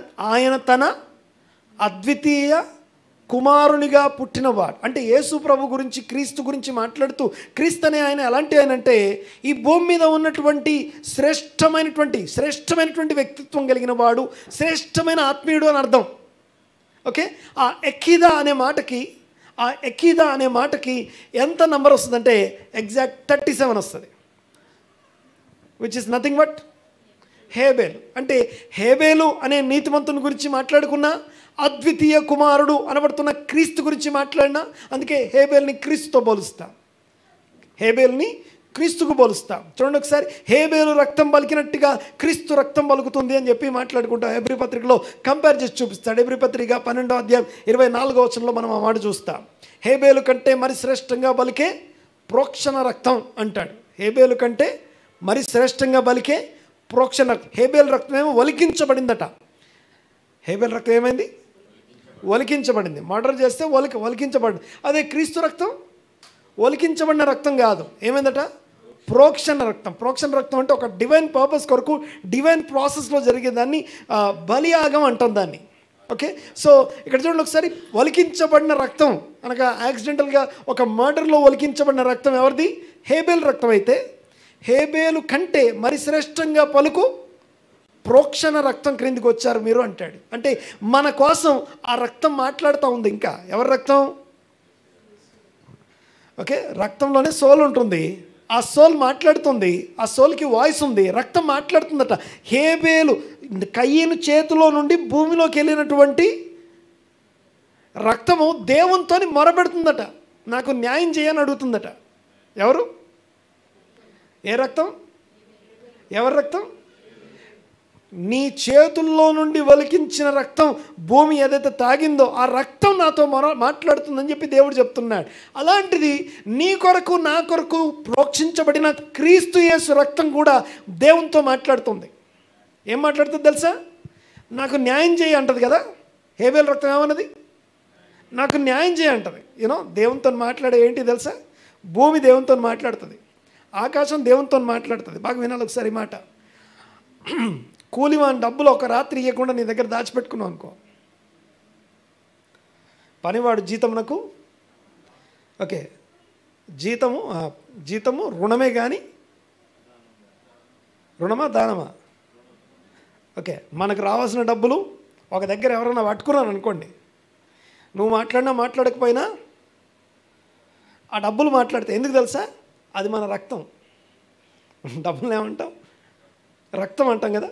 సో రక్తం మాట్లాడుతుంది, సో డబ్బులు మాట్లాడుతుంది. కూలివాని యొక్క కూలి నువ్వు రాత్రి పట్టుకుంటే ఆ రాత్రి ఈ కూలి డబ్బులు ఏం చేస్తాయి? దేవునితో మాట్లాడతాయి. రక్తం మాట్లాడుతుంది. నువ్వు అనుకోవచ్చు నాకు విరోధంగా ఎవరు మాట్లాడతారని. బాగా వినాలి ఒకసారి మాట. అలాగే ఇది ఎలా జరుగుతుందో అలాగే క్రీస్తు యేసు రక్తం కూడా దేవునితో మాట్లాడుతుంది. క్రీస్తు యేసు రక్తం కూడా దేవునితో ఏం మాట్లాడుతుందంటే న్యాయం తీర్చమని అడుగుతుంది. అది కృప చూపించమని వేడుకుంటుంది, కనికరం చూపించమని వేడుకుంటుంది. మనం ఆ రక్తం దగ్గరికి వచ్చాము, ఇదిగో దేవా నేను పాపిని, నా పాపములు క్షమించము, ఇదిగో ఈ నిబంధన భోజనం దగ్గరికి నేను వస్తున్నాను అన్నప్పుడు అంతా మనం ఏం చేస్తున్నామంటే ఆ రక్తంను ఆశ్రయిస్తున్నాం. ఆ రక్తంను ఆశ్రయించినప్పుడు ఏం చేస్తున్నామంటే ఆ రక్తం మన పక్షంగా విజ్ఞాపన చేస్తుంది. క్రీస్తు రక్తం విజ్ఞాపన చేస్తుంది, నీ కోసం విజ్ఞాపన చేస్తుంది. ఆమేన్. రైట్, చూడండి ఒకసారి. అయితే నా పాయింట్ ఏంటంటే ఈసారి నీతిమంతుడైన హేబేలు రక్తం మొరబెట్టినట్టుగా ఇప్పుడు మొరబెట్టే రక్తం ఏదైతుందో క్రీస్తు రక్తం అంటే అద్వితీయ కుమారుడు అనే పదానికి అర్థం ఏంటంటే ద హైయెస్ట్ స్పిరిచువల్ పర్సన్ అని అర్థం. భూమి మీద యేసు ప్రభు శరీరం ధరించుకొని ఎందుకు వచ్చాడు ఈ భూమి మీద అంటే to live and to be an example. ఆ హైయెస్ట్ లెవెల్ ఆఫ్ సోల్లోనికి నిన్ను నన్ను నడిపించగలిగిన ఏ పొటెన్షియల్ అయితే మనలో ఉందో, లేకపోతే పరిశుద్ధాత్ముడు నీకు చేసే సహాయం ఏంటంటే ఆ హైయెస్ట్ లెవెల్ ఆఫ్ స్పిరిచువల్ క్రీస్తును కలిగిన సంపూర్ణత కలిగిన సమానమైన సంపూర్ణతలోనికి ఎక్కిదా అనే హైయెస్ట్ లెవెల్ ఆఫ్ సోల్లోకి నిన్ను నన్ను ట్రాన్స్ఫార్మ్ చేయడానికి ఈ వాక్యం ఉంది, పరిశుద్ధాత్ముడు ఉన్నాడు. ఆమెనండి గట్టిగా. ఈ అన్నొద్దు పాస్టర్ గారు, మా కోసం ప్రార్థన చేయండి, మాకు రోగం పోతే చాలు, ఇవన్నీ మాకు వద్దు పాస్టర్ గారు, మాకు ఇన్ని డబ్బులు వస్తే చాలు, మాకు కొంచెం బాగుంటే చాలు, కొంచెం శుభం కలిగాని ప్రార్థన చేయండి పాస్టర్ గారు, ఇవన్నీ మేము వినలేం, మాకు వద్దు. ఓకే, శరీర సంబంధమైన మనస్సు ఆయన ధర్మశాస్త్రమునకు లోబడతాం. అర్థమవుతుందని మాట్లాడేది. సో ఆ వాక్యము మనల్ని మచ్చ, ముడత, డాగు, కలంకం అటుది ఏది లేకుండా మనల్ని ట్రాన్స్ఫార్మ్ చేస్తుంది. If you want to know more, ఇక్కడ ఇట్లా మైక్లో పట్టుకునే మాట్లాడే కంటే కూడా Saturday we have some discussion time. Okay, కొత్తగా ఏర్పాటు చేసాం, చాలా బాగుంది, అది ఎంజాయ్ చేస్తున్నారు. ఒకవేళ మీకు సాటర్డే ఫ్రీగా ఉంటే, మిగతా రోజులు అన్నింటిలో జాయిన్ అవ్వలేదు, సాటర్డే మేము ఉన్నాం అనుకుంటే 10:30కి 11కి రావడానికి ప్రయత్నం చేయండి మా ఇంటికి. ప్రశ్న అయితే మా ఇంటికి రండి. సో ఒక చిన్న గ్యాదరింగ్ నడుస్తూ ఉంది, కూర్చొని మాట్లాడుకోవడమే అంతే, ఉన్న డౌట్స్ మాట్లాడతాం. ఇప్పుడు ఇట్లా మాట్లాడేదానికి డిస్కస్ చేయడానికి చాలా తేడా ఉంది, చాలా డిఫరెన్స్ ఉంది, చాలా నేర్చుకుంటున్నారు. సరే, ఎవరికైనా ఇంట్రెస్ట్ ఉంటే జాయిన్ అవ్వచ్చు, నో ప్రాబ్లం. సరే, రైట్, కంటిన్యూ చేద్దాం. ఎక్కడ మనం ఎక్కిదా అంటే నంబర్ ఎంత? ఎక్కిదా అంటే అర్థం ఏంటి? ద హైయెస్ట్ స్పిరిచువల్ లైఫ్, క్రీస్తునకు కలిగిన సమానమైనటువంటి ఆ లెవెల్ ఆఫ్ సోల్కి మనం రావాలి. ఇది దేవుడు నీ నుంచి నా నుంచి కోరుకునేది. మనం ఎక్కుతున్నాం పైకి, ఒక దగ్గర వచ్చాం, పూర్తిగా రాలేదు పైకి. ఆమేన్. ఓకే, దేవునికి స్తోత్రం. ఆ స్టేజ్కి తీసుకురావాలని ప్రతిరోజు ఆయన వాక్యంతో మనల్ని అడుగుతున్నాడు. రైట్, దేవునికి స్తోత్రం. ఎక్కిదా అంటే నంబర్ ఎంత? 37. హేబెల్ అంటే నంబర్ ఎంత? 37. సో స్పిరిచువల్ పర్సన్కి, ఆ స్పిరిచువల్ బీయింగ్ హేబెల్కి ఎవరు లోబడాలి? ఇప్పుడు కయ్యను అన్నాడు ఒకసారి. ఓకే, కయీన్ అంటే నెంబర్ ఎంత చెప్పాను? 160, 160. ఓకే, సో 160కి చాలా ఉన్నాయి. నేను జస్ట్ మాట్లాడుకొని వెళ్ళిపోతాను. చూడండి ఒకసారి ఇంకొక వచనం జ్ఞాపకం చేసుకుందాం. యెషయా గ్రంథం 25:3 వచనం. ఇంకొక మాట చూపిస్తాను. సో కయీను అనే నంబర్కి, కయీను నంబర్ ఎంత? 160 కదా. ఆ 160కి సమానమైన ఇంకొక వర్డ్ చూపిస్తాను. చూడండి ఒకసారి. జనములు, అన్యజనులు అంటాం కదా, జెంటైల్స్, అన్యజనులు, నేషన్స్ అంటాం కదా. జనములు, అన్యజనులు.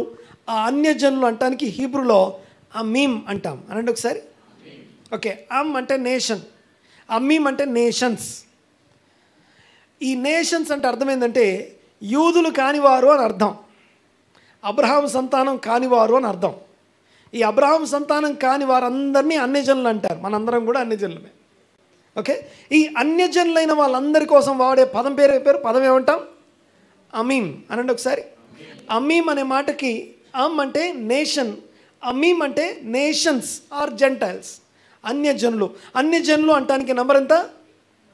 160. రాసుకొని అట్లుందా లేదా నాకు పంపించండి. ఒక్కొక్క దానికి నంబర్ వేసి ప్లస్లు వేసి పంపించండి. ఓకే, మీరు కరెక్ట్ చేస్తున్నారో లేదో నేను చూస్తాను. ఓకే, అమీమ్ అంటే నెంబర్ ఎంత? 160. అమీమ్ అంటే అర్థం ఎవరు? అన్యజనులు. అన్యజనులకి ఆయనకి సరిపోయిన నంబర్ ఎంత? కయీను. అంటే ఇప్పుడు కయీన్ అంటే ఎవరు? అన్యజనులు. మనలో ఉన్నటువంటి శరీర సంబంధమైన, ఎక్కడికి వెళ్ళినా సేమ్ మీనింగే ఉంటుంది. చూడండి ఒకసారి. మనలో ఉన్నటువంటి లోక సంబంధమైనటువంటి, శరీర సంబంధమైనటువంటి వ్యక్తి ఎవరైతే ఉన్నారో ఆ వ్యక్తి కయీను. 160. ఈ 160 37కి ఏం చేయాలి? తనని తాను సరెండర్ చేసుకోవాలి, లోబడాలి. కయీను హేబేల్ని అనుసరించాలి. పెద్దవాడు చిన్నవానికి దాసుడవ్వాలి అంటాడు. సో అంటే పెద్దవాడు చిన్నవానికి అంటే శరీర సంబంధమైన వాడు మొదటివాడు. అంటే మనందరము తండ్రి నుంచి పుట్టినప్పుడు. ఓకే, స్త్రీ సంతానం అనే మాటకి ఇంకో మీటింగ్ చెప్తాను. ఈ వారం అంతా కూడా బైబిల్ స్టడీలో ఒక విషయం ధ్యానం చేశాం. ఆ విషయం ఏంటంటే ఎషత్ ఖాయిల్ అంటాం. ఎషత్ ఖాయిల్ అంటే గుణవతి అయినటువంటి స్త్రీ అని అర్థం. అనండి ఒకసారి మాట కొంచెం గట్టిగా. ఎక్కడుంటుంది ఈ మాట? సామెతల గ్రంథం 31వ అధ్యాయంలో 22 వచనాలు ఉన్నాయి. ఏది? గుణవతి అయిన స్త్రీ గురించి.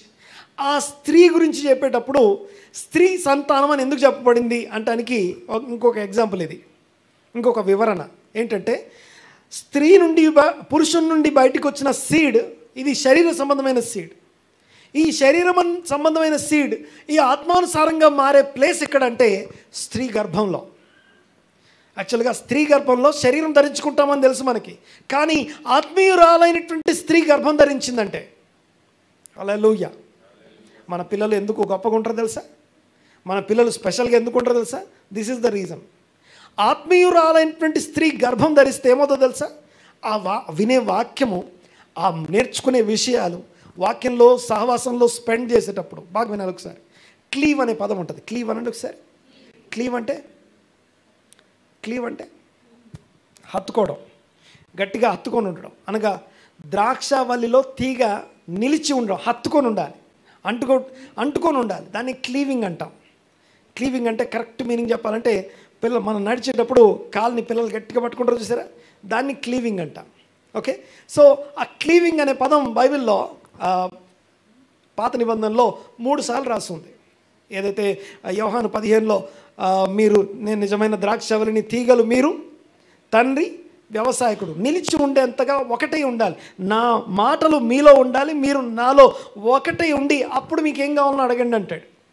సో అంటుకొని ఉండడం, హత్తుకొని ఉండడం, హీబ్రూలో దవాక్ అంటారు దాన్ని. సరే, నా పాయింట్ ఏంటంటే అదంతా కాదు, కానీ హత్తుకొని ఉండడం అంటే, ఈ హత్తుకొని ఉండడం గురించి ద్వితీయోపదేశకాండంలో ఏమో క్లీవ్ టు యువర్ గాడ్ అని ఉంటుంది, డ్యూట్రానమీ 4:4లో.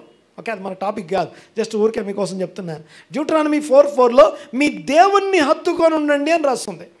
సంఖ్యాకాండంలో ఏం రాస్తుందంటే క్లీవ్ టు యువర్ ట్రైబ్ అని రాసి ఉంటుంది. క్లీవ్ టు యువర్ ట్రైబ్, నీ గోత్రాన్ని హత్తుకొని ఉండడం అంటే క్లీవ్ టు యువర్ కమ్యూనిటీ అని అర్థం. సంఘంతో, సమాజంతో హత్తుకొని ఉండడం అని అర్థం. ద్వితీయోపదేశకాండంలో ఏమని వస్తుందండి? దేవుణ్ణి హత్తుకొని ఉండాలి. సంఖ్యాకాండంలో ఏమని వస్తుందండి? Cleave to your congregation, cleave to your community. నీ గోత్రంతో హత్తుకొని ఉండాలి, దాని నుంచి పక్కకి వెళ్ళిపోవద్దు, హత్తుకొని ఉండాలి. బాగా వినాలి ఒకసారి మాట. ఈ రెండు, ఇంకోటి కొత్త నిబంధన ఆదికాండంకి వెళ్ళేసరికి అక్కడేముంటుందంటే పురుషుడు తన భార్యని హత్తుకొని ఉండాలి అంటాడు, పురుషుడు తన భార్యను హత్తుకొని ఉండాలి అంటాడు. సో ఇవి యాక్చువల్గా హత్తుకొని ఉండే విషయం. అయితే నా పాయింట్ ఏంటంటే, ఇదంతా ఎందుకు చెప్తున్నానంటే, ఆ హత్తుకొని ఉన్నప్పుడు, ఆ హత్తుకొని ఉన్నటువంటి స్త్రీ గర్భం ధరించినటువంటి ఆత్మీయురాలు గర్భం ధరించినప్పుడు ఏమవుతుందంటే, ఈ వాక్యం వలన, దేవుని సహవాసం వలన, దేవుణ్ణి హత్తుకొని ఉండడం వలన తను వినే మాటలు, తన లోపలికి వెళ్ళే విషయాలు తను ఏమేమి తీసుకుంటుంది. బాగా వినండి ఒకసారి. మనం చూసే సినిమాలు, మనం చూసే పాటలు, మనం చూసే ఏవేవైతే చూస్తామో అవన్నీ మన లోపలికి వెళ్తాయి. ఎక్కడైతే కూర్చొని ఏవేవి వింటామో అవన్నీ లోపలికి వెళ్తాయి. నువ్వు అనుకోవచ్చు ఏం లోపలికి పోవని. రీసెంట్గా ఒక చిన్న విషయం జరిగింది, చెప్తాను నేను ఒకసారి. వైఫ్ అండ్ హస్బెండ్ గొడవ, కౌన్సిలింగ్కి వచ్చారు. సింపుల్ చెప్తాను, ఇది మీకు అర్థం కావడానికి, అంటే ఎంత పని చేస్తుందో చెప్పడానికి. వైఫ్ కంప్లైంట్ ఏంటంటే, మా హస్బెండ్ ఈ మధ్య చాలా డిఫరెంట్గా బిహేవ్ చేస్తున్నాడు, చిరాకు పడుతున్నాడు, కోప్పడుతున్నాడు. ఇంతకుముందు లేదండి ఇలాగా, ఈ మధ్య స్టార్ట్ అయింది, కొత్తగా స్టార్ట్ అయింది, కానీ చాలా డిఫరెంట్గా ఉంది, నేను తట్టుకోలేకపోతున్నాను అని కంప్లైంట్. ఇద్దరు కలిసే వచ్చారు. సరే ఓకే. ఆ తర్వాత ఆ స్త్రీ, అమ్మ నువ్వు కిందికి వెళ్ళని చెప్పి ఆమెని పాస్టర్ గారి దగ్గరికి వెళ్ళిపోయింది. ఎంతో పర్సనల్గా మాట్లాడుతూ ఉన్నాను. బాగా వినాలి ఈ మాట. ఏం జరిగింది అనేది పక్కన పెట్టేసి, ఈ మధ్యకాలంలో నువ్వేమని చూస్తున్నావు అని అడగడం మొదలుపెట్టా. అది చూసావా, ఇది చూసావా, ఇట్లా అడగడం స్టార్ట్ చేశాను. మాట్లాడుతూ ఉంటే తన ఫోన్లో మామూలుగా మనం ఏం చేస్తాం, ఇట్లా అంటాం కదా, okay 60 seconds only, 30 seconds are 60 seconds పోతూ ఉంటుంది. అది ఎప్పుడు ఆగదు. నీ టైం తినేస్తుంది, నిన్ను తినేస్తుంది. నేను తింటున్న సంగతి నీకు తెలియదు కూడా తెలియదు, రక్తం కారుతుంటే కూడా తెలియదు. బాగా వినాలి ఒకసారి. అయితే ఆయన చూసే రీల్స్ కానీ అవి ఏమున్నాయంటే, కొంతమంది ఉమెన్ వీడియోస్ చూశాడు ఈయన, చాలా పాజిటివ్ వీడియోస్ అవి. స్త్రీలు కొంతమంది ఏం చేస్తారంటే, వాళ్ళకు ఉన్న టాలెంట్ని బట్టి అందరు వీడియోలు పెడుతున్నారు. ఈ మధ్య అందరూ యూట్యూబర్స్ అయిపోయారు. ఓకే, వీళ్ళు ఎలాంటి వీడియోస్ పెడుతున్నారంటే, హస్బెండ్ని ఎలా చూసుకోవాలి స్త్రీ చూసుకుంటే మంచిదో పెడుతున్నారు. వీళ్ళు పెట్టేది ఎవరు, మాట్లాడేది ఎవరు, రియల్ స్త్రీ, ఏ కాదు. రియల్ స్త్రీ ఏమంటుందంటే, హస్బెండ్ని కొంచెం జాగ్రత్తగా చూసుకోండి, వాళ్ళు చెప్పుకోలేరు. ఏమంటే అర్థమవుతుందనే మాట్లాడేది, వాళ్ళు పాపం వాళ్ళ బాధల్ని పంచుకోలేరు.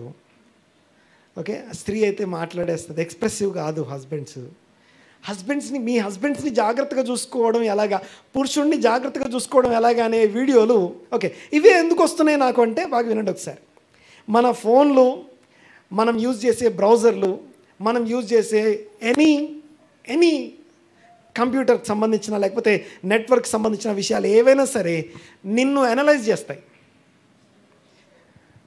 ఓకే, నువ్వేదో సెర్చ్ చేస్తావు కదా, ఎప్పుడో ఒకసారి అమెజాన్లోనే ఎక్కడో ఒకసారి సెర్చ్ చేస్తావు కదా, నువ్వు పురుషునివా స్త్రీవా ఒక అవగాహనకు వచ్చేస్తుంది అది. ఓకే, స్త్రీలకి సంబంధించిన వీడియోలు వచ్చేస్తాయి, అవే యాడ్లు వస్తాయి. పురుషులకి తర్వాత నువ్వు సెర్చ్ చేసే దాన్ని బట్టి నీ ఏజ్ని క్యాలిక్యులేట్ చేస్తుంది అది.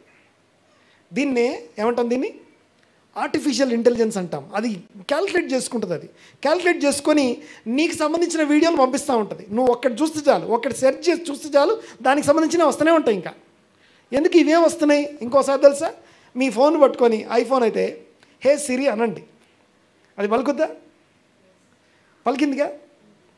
నేను అడుగుతాను, అది ఒక్కటే వినపడుతుందా దానికి? ఓకే గూగుల్ అంటే గూగుల్ పలుకుతుంది కదా. ఆ ఒక్క మాట వినపడుతుందా దానికి? నువ్వు మాట్లాడుకుని ఏం వినపడట్లేదా? ఆ మాట అన్నప్పుడే పలికింది కదా, అంటే మిగతాయి కూడా తీసుకుంటుంది కదా లోపలికి. నువ్వు రోజువారీ కాన్వర్జేషన్, మనం రోజు ఏం మాట్లాడుకుంటున్నాం, మనం మాట్లాడుకునే విషయాలు అన్నీ లోపలికి పోతున్నాయి. హే సిరి అన్నప్పుడే అది పలుకుతుంది, ఓకే గూగుల్ అన్నప్పుడే పలుకుతుంది. ఇవన్నీ ఎందుకు చెప్పాలంటే అవసరం, మీకు తెలియాలి, ఇవన్నీ ఎవరు చెప్పరు ఇవి. సో విషయం ఏంటంటే, మనం మాట్లాడే దాన్ని బట్టి నువ్వెవరో, నువ్వు ఏం కావాలో నిన్ను అనాలైజ్ చేసుకుంటుంది. అది చేసుకొని నీకు కావాల్సిన నీకు ఇస్తుంటుంది. అయితే ఈ పురుషునికి, ఈ హస్బెండ్కి ఈ మధ్య కొత్తగా వీడియోలు వచ్చాయంటే, స్త్రీలు పెట్టే పురుషుణ్ణి ఎలా చూసుకోవాలనే స్త్రీలు పంపించే వీడియోలు వచ్చాయి. అవి చూసినప్పుడు చాలా బాగున్నాయి అవి. కొన్ని వాళ్ళ వైఫ్ కూడా ఫార్వర్డ్ చేశాడు. వినండి ఒకసారి, నేను చెప్పేది వినండి ఒకసారి. ఫార్వర్డ్ చేసి ఆ తర్వాత ఏమవుతుంది తెలుసా, చూస్తానికి ఇందులో ఏముందండి, మంచిదే కదా పాపం, హస్బెండ్ని అర్థం చేసుకోవాలి భార్య అని బాగానే పెట్టారు కదా అనుకుంటాం, మంచిదే. కానీ అది చూసిన పురుషుడు, ఓకే స్త్రీ చూస్తే బాగుంటుంది, అది పురుషుడు చూస్తే ఏమో తెలుసా, ఎక్స్పెక్టేషన్స్ పెరుగుతాయి. ఆ పెరిగిన ఎక్స్పెక్టేషన్స్లో నుంచి ఎవరో చెప్పిన ఎవరో ఒపీనియన్స్లో నుంచి మనం డిమాండ్ చేయడం స్టార్ట్ చేస్తాం. ఒపీనియన్స్ని కంక్లూజన్స్ని లోపల పెట్టుకొని డిమాండ్ చేయడం, ఆ డిమాండ్లో నుంచి కుటుంబాలు నాశనం అయిపోతున్నాయి. కొంచెం నేను చెప్పేది వినండి ఒకసారి, అర్థం చేసుకోవడానికి ప్రయత్నం చేయండి. అంటే మనం వినేది, మనం చూసేది లోపలికి వెళ్తుంది, అది మన సోల్ని ఇంపాక్ట్ చేస్తున్నాయి. తెలియకుండా ఏం జరగట్లేదు, ప్రతిదీ కూడా ప్రీ మెడిటేట్ అవుతుంది లోపల. రైట్, అర్థమైంది కదా నేను మాట్లాడింది? చూడండి ఒకసారి. అలాగే మనం చూసే, సో ఫైనల్గా అర్థమైంది ఏంటంటే, how can you expect, okay మనం ఎక్స్పెక్టేషన్, ఆ ఎక్స్పెక్టేషన్ నుంచి స్ట్రెస్, ఆ స్ట్రెస్లో నుంచి ఆవేశం, కోపం, గొడవలు, ఇవన్నీ ఎక్కడికి వెళ్ళిపోతున్నాం, ఆఖరికి డైవర్స్ దాకా, చచ్చిపోయేదాకా వెళ్ళిపోతున్నాం. నువ్వు ఎందుకు టెన్షన్ పడుతున్నావు అని ఒక్కసారి చెక్ చేయండి ఒకసారి. Because of your distraction. Okay, నువ్వు ఒకదాన్ని చూడకుండా వేరే దాన్ని చూస్తున్నావు, ఆ వేరే దాన్ని చూసేది నీ కంట్రోల్ లేదు. అది క్షమించరా బాబు అన్నావు అనుకోండి, ఇది అడిగిన నెక్స్ట్ క్వశ్చన్ ఏంటి తెలుసా, నేను క్షమిస్తా, మరి వాళ్ళు నన్ను అంగీకరిస్తారా? క్షమించడం నీ చేతిలో ఉంది, అవతల వాళ్ళు అంగీకరించడం అంగీకరించకపోవడం నీ కంట్రోల్లో లేదు. అది దాన్ని పట్టుకొని నువ్వు టెన్షన్ పడుతున్నావు. నీ చేతుల్లో లేని దాన్ని పట్టుకొని టెన్షన్ పడుతూ అక్కడ నువ్వు తెలియకుండా ఏమవుతున్నావు అంటే యు ఆర్ డిస్ట్రాక్టింగ్. ఓకే, నేను నడిచేదే నీళ్ళ మీద, నడిచేదే నీళ్ళ మీద. ఏం చూసి నడుస్తున్నావు? తుఫాను చూసి నడుస్తున్నామా? అలల్ని చూసి నడుస్తున్నామా? చీకటిని చూసి నడుస్తున్నామా? నీళ్ళని చూసి నడుస్తున్నామా? యేసుని చూసి నడుస్తున్నాం. యేసుని చూసినంతసేపు ఈ లిక్విడ్ మాలిక్యూల్స్ అన్నీ కూడా సాలిడ్స్గా మారి నీకు సపోర్ట్ ఇస్తున్నాయి సూపర్ న్యాచురల్గా. నీ దృష్టి యేసు మీద ఉన్నంతసేపు నువ్వు చక్కగా నడుస్తున్నావు. ఎప్పుడైతే నీ దృష్టి పక్కకు పోయి నువ్వు నీళ్ళ మీద నడుస్తున్నావు తెలుసా, నువ్వు తుఫాన్లో నడుస్తావు. అంటే తుఫాన్ లేనప్పుడు నడవచ్చా? అలలను గాలిని చూసి మునిగిపోసాగాడు ఎవరైనా? Very good, గుర్తున్నాడు. సో ఎప్పుడు యేసు వైపు చూస్తున్నంతసేపు బాగానే నడిచాడు గాలిని అలల్ని. అంటే ఒకసారి అడుగుదాం, సముద్రంలో ఒక్క రిపుల్ కూడా లేదు, ఐ మీన్ ఒక్క వేవ్ కూడా లేదు, చాలా స్టాగ్నెంట్గా ఉంది వాటర్, అప్పుడు నడవచ్చా? మోసం కదా ఇది. సో మనకి తెలియకుండా మన కంట్రోల్లో లేనిది మనకి చెప్పబడుతుంది. అవతల వాళ్ళ మైండ్ నీ కంట్రోల్లో లేదు, నీ మైండ్ నీ కంట్రోల్లో ఉందిగా, దాన్ని చూసుకోపోయి నీ కంట్రోల్లో లేని దాని గురించి నీకు చెప్పి వేరే దేన్నో ఎక్స్పెక్టేషన్స్ పెంచుకొని ఎక్కడికో వెళ్ళిపోతున్నాం మనం. అయితే సరే మన టాపిక్లోకి వచ్చేద్దాం. రైట్, చూడండి ఒకసారి. నా పాయింట్ ఏంటంటే చాలా ఇంపార్టెంట్ థింగ్స్ ఇవి. ఓకే, ఏదన్నా ఇష్యూ ఉంటే చిన్న కనిపించినప్పుడే వచ్చి కూర్చోండి నా దగ్గర, ఏం ప్రాబ్లం లేదు, వెంటనే దాన్ని క్లియర్ చేసుకోవడం మంచిది, లేకపోతే చాలా దూరం వెళ్ళిపోవాల్సి వస్తుంది. రైట్, చూడండి ఒకసారి. నా పాయింట్ ఏంటంటే, ఇప్పుడు ఈ ఆత్మ సంబంధమైన ఉన్నతమైనటువంటి జీవితంలోకి రావాల్సిన వ్యక్తి రావడం కోసం మనం ఏం చూస్తున్నాం, ఏం వింటున్నాం జాగ్రత్తగా చూసుకోవాలి. అంటే మనలో ఉన్న కయ్యన్ని ఫీడ్ చేస్తున్నామా, మనలో ఉన్న హేబేల్ని ఫీడ్ చేస్తున్నామా? ఎవరిని ఫీడ్ చేస్తున్నాం మనం? సో హేబేల్ని ఫీడ్ చేసే కొద్దీ కయ్యన్ ఏమవుతాడు? సరెండర్ అవుతాడు. కయ్యన్ని ఫీడ్ చేసే కొద్దీ కయ్యన్ వెళ్ళి హేబేల్ని చంపేస్తాడు. ఎవరిని చంపుతున్నారు? ఓకే, హేబేల్ ఏమో తనకి సరెండర్ అవ్వాలని కోరుకుంటాడు, చంపేయాలని కోరుకోడండి. హేబేలు కయ్యని చంపాలని కోరుకుంటే హేబేలు ఆత్మీయుడు కాదు. కానీ విషయం ఏంటంటే హేబేల్కి కయ్యను సరెండర్ అవ్వాలి. రైట్, చూద్దాం ఒకసారి. సో కయ్యను అంటే అన్యజనులు అని మాట్లాడుకున్నాం. కయ్యను అంటే సమస్తమైనటువంటి అన్యజనులు. చదవండి ఒకసారి యెషయా గ్రంథం 25వ అధ్యాయం 3వ వచనం. యెషయా గ్రంథం 25వ అధ్యాయం 3వ వచనం. అన్యజనుల గురించినటువంటి అమీం అనే 160 అని చెప్పబడే నంబర్ కయ్యను గురించి ఏం రాస్తుందో చూడండి ఒకసారి. 25వ అధ్యాయం 3వ వచనం. భీకరుల ఊపిరి గోడకు తగిలిన గాలివాన వలె ఉండగా నీవు బీదలకు శరణ్యముగా ఉంటివి. దరిద్రులకు కలిగిన శ్రమలో వారికి శరణ్యముగాను, గాలివాన తగులకుండా ఆశ్రయముగాను, వెట్ట తగులకుండా నీడగాను ఉంటివి. కాబట్టి బలిష్ఠులైన జనులు నిన్ను ఘనపరచెదరు, భీకర జనముల పట్టణస్థులు నీకు భయపడుదురు. ఎండిన దేశంలో ఎండవేడిమి అణిగిపోవునట్లు నీవు అన్యుల ఘోషను నువ్వు అణిచివేస్తావు. దేవుడు అన్యుల ఘోషని అణిచివేస్తాడు. తర్వాత మేఘఛాయ వలన ఎండ అణచివేయబడినట్లు బలాత్కారుల జయకీర్తన అణచివేయబడును. తర్వాత ఈ పర్వతం మీద సైన్యములకు ఆ పర్వతం గురించి సియోను గురించి మాట్లాడుతూ చెప్తున్నాడు. ఈ పర్వతం మీద సైన్యములకు అధిపతి యెహోవా సమస్త జనములు అనగా కయీను సమస్త జనముల యొక్క నిమిత్తము కొవ్విన వాటితో విందు చేయును. నెక్స్ట్ మట్టి మీదనున్న ద్రాక్షారసముతో విందు చేయును. మూలుగు గల క్రొవ్విన వాటితో విందు చేయును. నెక్స్ట్ మట్టి మీద నిర్మలమైన ద్రాక్షారసముతో విందు చేయును. సమస్త జనముల ముఖములను కప్పుచున్న ముసుగును సమస్త జనముల మీద నుండి పరచబడిన తెరను ఈ పర్వతం మీద ఆయన తీసివేయును. ఆ పర్వతం మీద దేవుని వాక్యం బోధించబడుతుంది. ఆ పర్వతం మీద నుండి దేవుని వాక్యం బయలు వెళ్తా ఉంది. ఆ బయలు వెళ్ళి వస్తూ ఉన్నప్పుడు ఆ పర్వతం మీద నుంచి వచ్చే వాక్యం ఏదైతే ఉందో ఆ వాక్యం వస్తున్నప్పుడు ఏమవుతుందట, సమస్త జనముల మీద ఉన్న వారి ముఖముల మీద ఉన్న ముసుగు తీసేయబడుతుందట. అంతేకాదు వారి మీద ఉన్నటువంటి తెర తీసేయబడుతుందట.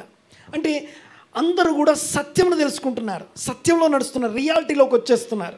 ఆ ఫాల్స్హుడ్ నుంచి అబద్ధం ఏదైతే మన సోల్ని ప్రిపేర్ చేసి కొన్ని ఒపీనియన్స్ కొన్ని కంక్లూజన్స్ క్రియేట్ చేసుకొని లేని ఎక్స్పెక్టేషన్స్ లేని ఆ యొక్క అన్ఫెయిత్ఫుల్ జీవితము, తర్వాత ఆత్మీయంగా జీవించడానికి విరుద్ధంగా జీవించే ఆ జీవన విధానానికి ఏవైతే మనం ఫాల్స్హుడ్లో బతుకుతున్నామో ఆత్మలో సత్యం ఏదైతే ఉందో సత్యం వైపు రావడం కోసం ముసుగులు తొలగించబడతాయి. అంటే కయీనుల యొక్క ముసుగు తీసేయబడుతున్నాడు. అనగా ఏమవుతుంది, కయీన్లో ఉన్నటువంటి హేబేలు ట్రాన్స్ఫార్మ్ అవుతున్నాడు. దేవునికి స్తోత్రం. కయీను హేబేల్కి సరెండర్ అవుతున్నాడు అని అర్థం. రైట్, సరే. కయీను హేబేల్ని చంపితే దేవుడు హేబేలుకు ప్రతిగా ఎవరినిచ్చాడట, షేతునిచ్చాడట. ఆ షేతు సంతానం భూమి మీద ఉంది. ఆ షేతు కుటుంబంలో కూడా ఇంకా ఈ ఆత్మ సంబంధమైనటువంటి వ్యక్తుల మధ్యలోనికి శరీరానుసార్లు బయటకు వస్తూనే ఉన్నారు. సరే, చూద్దాం ఒకసారి. ఇంకా కొన్ని విషయాలు మీకు జ్ఞాపకం చేస్తాను. అయితే ఒకటి ఏమేమి మాట్లాడుకున్నాం, ఇమ్మాన్యుయల్ అంటే నెంబర్ ఎంత, వెరీ గుడ్, 197. తర్వాత దానికి ఎగ్జాక్ట్ నెంబర్ ఏమొస్తుంది, కయీను ప్లస్ హేబేలు. కయీన్ అంటే నెంబర్ ఎంత, 160. హేబేల్ అంటే నెంబర్ ఎంత, 37. ఆత్మీయునికి ఎక్కిదా అని మాట్లాడుకున్నాం. 160 అంటే అన్య జనులు కయీన్ అని మాట్లాడుకున్నాం. సో ఫైనలీ మీకు ఈ దేవుని తోడు కలిగి ఉండడం అంటే ఏంటో మీకు జ్ఞాపకం చేస్తాను. చూడండి ఒకసారి. దేవుని తోడు కలిగి ఉండడం అంటే అర్థం ఏంటో మాట్లాడుకుందాం. దేవుని తోడును అనుభవించిన వారు, దేవుని తోడును అనుభవించిన వ్యక్తుల్ని ఆ కేస్ స్టడీస్ మీకు జ్ఞాపకం చేసేసి క్లోజ్ చేసుకుందాం ఈరోజుకి. జస్ట్ ఒక 4 పర్సన్స్, 4 మనందరికీ బాగా తెలిసిన వాళ్ళు. వెనక నుంచి ముందుకు వస్తాం. లేకపోతే దేవుని తోడు అనుభవించిన మొదటి వ్యక్తి ఎవరు భూమి మీద, బైబిల్లో రాసిన వ్యక్తి ఎవరంటే అబ్రహాం నంబర్ 1, ఇస్సాకు నంబర్ 2, యాకోబు నంబర్ 3, యోసేపు నంబర్ 4. అయితే అబ్రహాముకు దేవుడు తోడై ఉన్నాడు అనే వచనం స్ట్రైట్గా ఎక్కడ లేదు. కానీ అబ్రహాము దేవుని స్నేహితుడు అనబడ్డాడు అనే పదం మాత్రం ఉంది. అబ్రహాము దేవుని నిబంధన స్నేహితుడు అనండి ఒకసారి. కవనెంట్ ఫ్రెండ్ అంటే అర్థం ఏంటంటే ఆయన అన్నీ నాయే, నేను ఎవరితో నిబంధన చేసి. ఇప్పుడు దావీదు యోనతాన్ నిబంధన చేసుకుని అంటే ఇక నుండి దావీదు వాలెట్ యోనతాన్ వ్యాలెట్ వేరువేరుగా ఉండదు, వాళ్ళిద్దరితో ఒకటే అనమాట. నీది నాదే వేరువేరు ఉండదు. ఇక అలాగే అబ్రహాము దేవునికి మధ్య నిబంధన జరిగిందంటే అబ్రహాము దేవుని ఎంత దగ్గరగా జీవించాడు అనేది మనకు తెలుస్తూ ఉంది. అంతేకాదు అబ్రహాము నిబంధన అనగా ఆ యొక్క నిబంధన ఏదైతే ఉందో ఆ నిబంధన ఏం చేస్తుందంటే అబ్రహాము విధేయుడు, అబ్రహాము విశ్వాసులందరికీ తండ్రి. తర్వాత రెండవది ఇస్సాకు. అబ్రహాం ఎలా దీవించబడ్డాడో మనందరికీ తెలుసు. రెండోది చూద్దాం ఒకసారి. దేవుడు తోడై ఉంటే వచ్చే దీవెనలు, దీవించబడిన 4లో మొదటోడు అబ్రహాం పక్కన పెడదాం. రెండో వ్యక్తి ఇస్సాకు. 26వ అధ్యాయం 2వ వచనం ఆదికాండం చూద్దాం ఒకసారి. ఆదికాండం 26వ అధ్యాయం 2వ వచనం చూడండి ఒకసారి. కలలో దేవుడు ఇస్సాకుతో మాట్లాడుతున్నాడు. నీవు ఐగుప్తులోనికి వెళ్ళక నేను నీతో చెప్పు దేశమందు నివసించుము. ఈ దేశమందు పరవాసివై ఉండు. ఈ దేశమందు నీవు పరవాసిగా ఉండు. నేను నీకు తోడై ఉండి నిన్ను ఆశీర్వదించును. ఇమ్మాన్యుయల్, నేను నీకు తోడై ఉంటాను. ఓకే, నేను నీకు తోడై ఉంటాను అని మొదటిసారి స్ట్రైట్గా చెప్పబడిన ఏరియా ఇదే, అంతకుముందు లేదు. అబ్రహాంకి దేవుడు తోడై ఉన్నాడు, నేను నీకు చూపించు దేశానికి నువ్వు రా అని చెప్పి పిలిచాడు కదా. దేవుడు అబ్రహాంకి తోడై ఉన్నాడు. మనకి డైరెక్ట్గా వర్డ్ కనపడదు కానీ, బట్ ఇస్సాకుకు మాత్రం కల్లో డైరెక్ట్గా చెప్తున్నాడు, నేను నీకు తోడై ఉంటాను. Next continue. తోడై ఉంటే ఏం జరుగుతుంది? నేను నీకు తోడై ఉంటాను, తర్వాత నిన్ను ఆశీర్వదించదను, టు బ్లెస్, నిన్ను దీవించడానికి తోడై ఉంటాను. ఇమ్మాన్యుయల్ యొక్క బ్లెస్సింగ్ నెంబర్ 1 ఆశీర్వదించబడ్డ. బ్లెస్, బరుక్ అంటాం. చదువు అనండి ఒకసారి మాట. బరుక్, బరుక్ అనే మాటకి బ్లెస్డ్ అని అర్థం. సో ఇస్సాకు దీవించబడ్డానికి కారణం దేవుడు అతనికి తోడై ఉన్నాడు. ఇస్సాకి దేవుడు తోడై ఉంటే ఎట్లుంటుందో తెలుసా? కరువులో, అదే 26వ అధ్యాయం 11వ వచనంలో, 26వ అధ్యాయం 2వ వచనం 3వ వచనం చదివాం మనం. ఇస్సాకు దేవుడు తోడై ఉన్నాడని రాస్తుంది. ఆ తోడై ఉన్నాడని చెప్పే టైంకి ఆ ప్లేస్ పరిస్థితి ఏంటంటే రెసెషన్, భయంకరమైన కరువు ఉంది అక్కడ. ఆ కరువులో దేవుడు ఇస్సాక్కి తోడై ఉంటే, ఇస్సాకు కరువులో విత్తనం విత్తి అదే సంవత్సరమందు 100 పంట కోసాడట. అంతేకాదు, క్రమక్రమంగా అభివృద్ధి చెందాడు. 11 వచ్చింది ఒకసారి, 26:11. నేను నీకు తోడై ఉంటానని దేవుడు చెప్పాడు. తోడై ఉంటే ఏం జరుగుతుంది? To bless, దీవించడానికి. ఇస్సాకు ఎలా దీవించబడ్డాడు చూడండి ఒకసారి. 12 వచ్చిన. ఇస్సాకు ఆ దేశమందున్న వాడై విత్తనము వేసి ఆ సంవత్సరము అదే సంవత్సరంలో 100 పంట కోసాను. అందరికేమో విత్తడానికి అవకాశం లేదు, ఎందుకంటే కరువులో ఎవరు విత్తనం విత్తరు కదా. వర్షం రాకపోతే ఎవరు విత్తే అవకాశమే లేదు. విత్తడానికి అవకాశమే లేని చోట ఈయన విత్తనం విత్తి అదే సంవత్సరం ఏం చేశాడట? 100 పంట కోసాడు. 100% క్రాప్ వచ్చింది. కారణం ఏంటి చెప్పండి? ఇమ్మాన్యుయల్, దేవుడు తోడై ఉన్నాడు. అనండి ఒకసారి మాట. దేవుడు తోడై ఉన్నాడంటే అర్థం ఏంటి? ఎలా దేవుడు తోడై ఉంటాడు ఇస్సాక్కి అంటే, తనలో ఉన్నటువంటి ఈవిల్ ఇంపల్స్, కయీన్ ఎవరైతే ఉన్నారో హేబెల్కి సరెండర్ అయ్యాడు. ఆత్మ సంబంధమైనటువంటి జీవితం తను జీవించిన కారణాన్ని బట్టి ఇస్సాకు దీవించబడ్డాడు. పితరుల్లో ఒకడు. ఆమేన్. నెక్స్ట్ ఇస్సాకు దీవించబడితే ఇలా ఉంటే, నెక్స్ట్ యాకోబు దగ్గరికి వెళ్ళండి ఒకసారి. 28వ అధ్యాయం 12వ వచనం 13వ వచనం చూద్దాం డైరెక్ట్గా. మరియు యెహోవా దానికి పైగా ఒక నిచ్చెన కనిపించింది. నిచ్చెనకు పైన దేవుడు సింహాసనంకి నిచ్చెన వేసుకొని ఉన్నాడు. చూడండి ఒకసారి. యాకోబు కింద పడుకొని ఉన్నాడు. ఈ పడుకున్న ప్లేస్ నుండి దేవుని సింహాసనానికి ఆనుకునే విధంగా ఒక నిచ్చెన కనిపించింది ఆయనకి దర్శనంలో. ఆ నిచ్చెన ఆధారం ఎక్కడుందట? దేవుని సింహాసనం. నిచ్చెన ఆధారం ఎక్కడుంది? ఓకే, నిచ్చెన ఎక్కాలంటే మనం ఏం చేస్తాం? అది కరెక్ట్గా ఉందా లేదు చూసుకుంటాంగా. దాని ఆధారం ఎక్కడ సరిగా ఉండాలి? అసలు ఫస్ట్ పైన సరిగా ఉండాలి, కింద కాదు. కాబట్టి అర్థమవుతుంది కదా, పైన సరిగా ఉండాలి. అసలు మీకు అవునా కాదా అంటానికి మీకు కొన్ని కంట్రీస్లో మీరు చూస్తే ఇంటికి మధ్య రోడ్డు ఉంటుంది కదా, ఆ రోడ్లో కింద మెట్లు వేసుకోవడానికి ఉండదు కదా, పైన మెట్లు ఉంటాయి. ఆ మెట్లు కిందికి ఆనుకొని పైకి ఎక్కుతారు. ఈ మెట్లు కిందికి ఆనుకోవాల్సిన అవసరం లేదు. అంటే ఆ మెట్లు పైనుంచి కిందికి ఇట్లా అనుకొని పైకి ఎక్కుతారు. పైకి ఎక్కేటప్పుడు ఆ మెట్లు కింద ఆనాల్సిన అవసరం లేదు. పైన సరిగా ఉంటే చాలు, నిచ్చెన పైకి ఎక్కొచ్చు. ఆధారం పైన సరిగా ఉండాలి, కింద కాదు. సో ఈ కింద ఉన్నటువంటి నిచ్చెన మనం ఎందుకని మనం ఎక్కే నిచ్చెన రాంగ్ ప్లేస్లలో పెట్టున్నాం. మనం ఎక్కడికో ఎక్కాలనుకుంటున్నాం. దేవుని సింహాసనం ఆధారపడదగినటువంటి దేవుడు. ఆమేన్. ఆ ఆధారపడదగినటువంటి సింహాసనానికి కనుక మనం నిచ్చెన వేసుకుంటే సరిగ్గా ఎక్కుతాం మనం. వేరే అన్నీ మనల్ని మోసం చేస్తాయి, మిస్లీడ్ చేస్తాయి. దేవుణ్ణి ఆధారం, అందుకే తన హృదయమును దేవుని మీద నుండి తొలగించుకునివాడు అంటే ఆ నిచ్చెన ఇక్కడ కాకుండా ఇంకెక్కడో చూడడం అనమాట. రైట్, చూడండి ఒకసారి, కంటిన్యూ చేయమ్మా. నేను నీ తండ్రి అయిన అబ్రహాము దేవుడను ఇస్సాకు దేవుడను నీవు పండుకుని ఉన్న ఈ భూమిని నీకును నీ సంతానమునకు నీకు నీ సంతానానికి ఇస్తాను. నీ సంతానము భూమి మీద లెక్కకు ఇసుక రేణువుల వలె నగును. ఇసుక రేణువుల వలె అగును. నీవు పడమటి తట్టును, తూర్పు తట్టును, ఉత్తరపు తట్టును, దక్షిణపు తట్టును వ్యాపించదవు. భూమి యొక్క వంశములన్నీ నీ మూలముగా నీ సంతానము మూలముగా ఆశీర్వదించబడును. తర్వాత ఇదిగో నేను నీకు తోడై ఉండి ఇదిగో నేను నీకు తోడై ఉన్నాను, నీవు వెళ్ళు ప్రతి స్థలములో నిన్ను కాపాడుతాను. ఓకే, ఫస్ట్ ఏమో ఇస్సాకు దగ్గర ఏం చూసాం? To bless.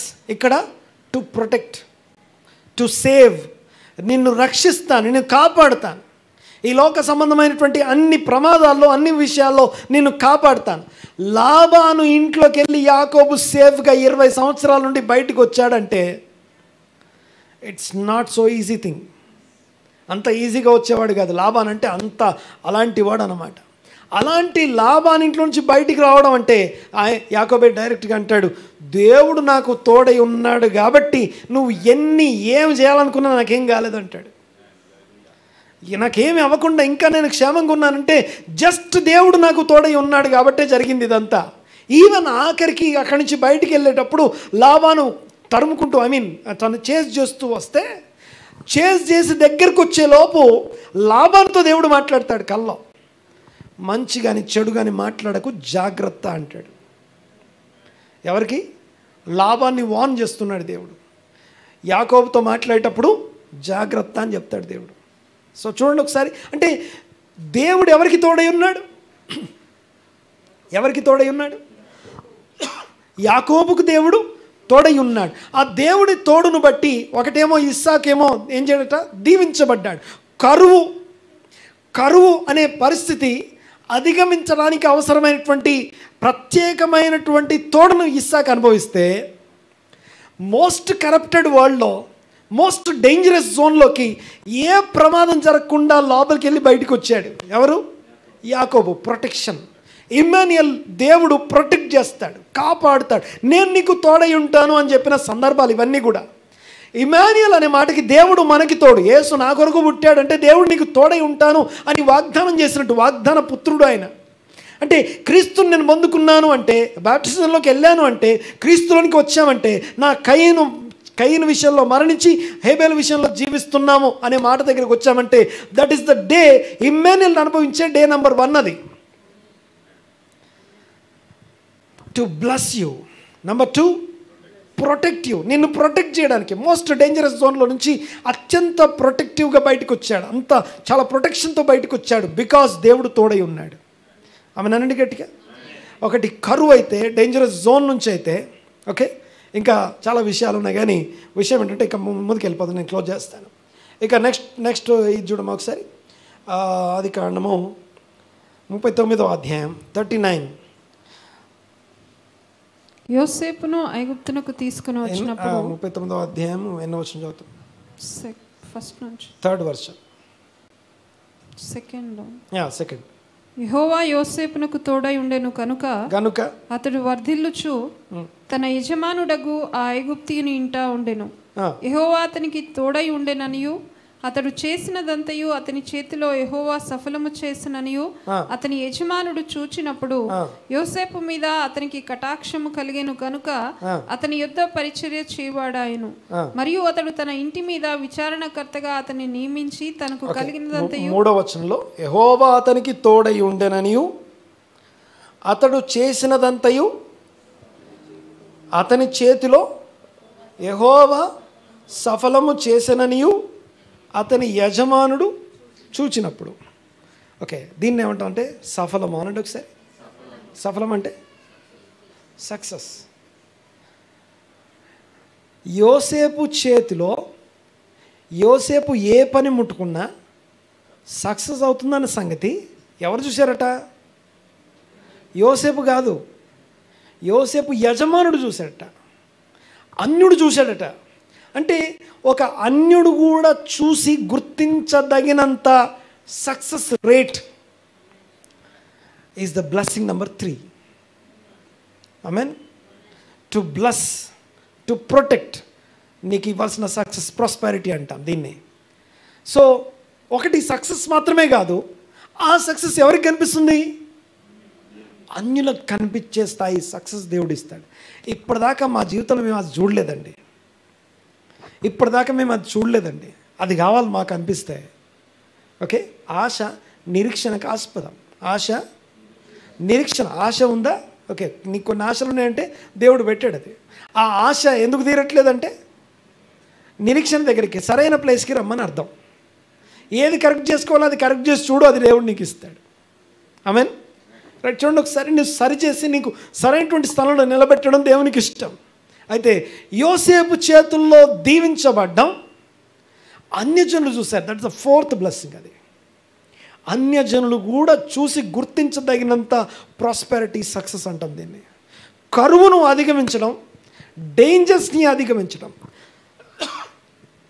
ఇక యోసేపు గురించి అతి ఎక్కువసార్లు రాయబడింది దేవుడు ఆయనకు తోడై ఉన్నాడని. దేవుడు తోడై ఉన్నాడు అనే అంశము అతి ఎక్కువసార్లు రాయబడింది ఎవరికి? యోసేపుకి. యూనో, యాకోబు ఇంట్లో ఆయన ఉన్నప్పుడు యాకోబు ఇంటి పెద్ద. యాకోబు ఇంటి పెద్ద. నెక్స్ట్ ఎవరు? ఇంకా యోసేపే. అన్నిటికీ యోసేపే. ఇంటికి పెద్ద యాకోబు, నెక్స్ట్ ఎవరు? యోసేపు. తర్వాత చూడండి ఒకసారి. అక్కడి నుంచి ఆయన్ని కొట్టి గోతులో వేసి అమ్మేశారు. అమ్మేసిన తర్వాత ఎక్కడికి వెళ్ళాడు? ఇప్పుడు పోతిఫర్ ఇంటికి వెళ్ళాడు. ఆ ఇంటి పెద్ద పోతిఫరు. ఇక తర్వాత నెక్స్ట్ ఎవరు? పోతిఫర్ తర్వాత యోసేపు. మిగతాదంతా మొత్తం ఆయన చేతిలో ఉంటుంది, అంతేనా? తర్వాత అక్కడి నుంచి తీసుకెళ్ళి ఎక్కడ పెట్టారు? చెరసాల వేస్తే, చెరసాల గురించి ఏం రాస్తుంది తెలుసా? ఆ జైలర్ అట. జైలర్ పెద్ద. నెక్స్ట్ ఎవరు? యోసేపు. ఎవరున్నారో తెలియదట, ఏం జరుగుతుందో తెలియదట ఆయనకి. మొత్తం ఆయన హ్యాండిల్ చేస్తున్నట్ట. ఎవరు? యోసేపు. అక్కడి నుంచి తీసుకెళ్ళి ఐగుప్తు రాజు కాడ పెడితే రాజు దేశానికి అధిపతి. ఆ రాజు తర్వాత నెక్స్ట్ ఎవరు? యోసేపు. ఎందుకు తెలుసా? యోసేపుకు దేవుడు ఇమ్మాన్యుయల్ అంటాం దాన్ని. ఒక మాట చెప్పాలంటే ఆ ఇమ్మాన్యుయల్ని మనం ఇంకా అనుభవించలేదు, పూర్తిగా అనుభవించలేదు. అనుభవించలేదు అంటే ఇంకా సరైన క్రిస్మస్ దగ్గరికి రాలేదని అర్థం. దేవునితో ఇంకా అలైన్ కాలేదని అర్థం. ఇంకా మనం ట్యూన్ అవ్వాల్సిన విషయాలు చాలా ఉన్నాయని అర్థం. మాట్లాడేది అర్థమవుతుంది కదా? చూడండి ఒకసారి. నేను ఈ సంవత్సరం పోయిన సంవత్సరంలాగా ఉండొద్దు ఇంకా. ఓకే, ఇది నెల పేరు ఏం పేరు? నెల నెల నెల థ్యాంక్స్ గివింగ్ మంత్. ఓకే, మళ్ళీ ఆనే హీబ్రూ నెల టెన్షన్ పడిపోతుంది. హీబ్రూ నెల చెప్పాలేమో అని. Okay, thanks giving month. Okay, every year 11 months తర్వాత 12th month thanks giving month. So ఆ థ్యాంక్స్ గివింగ్ చేసే మెయిన్ ఏంటంటే అందులో ఫోకస్ చేసే విషయాలు. మనకి ఎవ్రీ ఇయర్ ఉండే ఈవెంట్స్ కొన్ని ఉన్నాయి కదా ముఖ్యమైనవి. అందులో ఒకటి అక్కడ పెట్టేసి అది అవి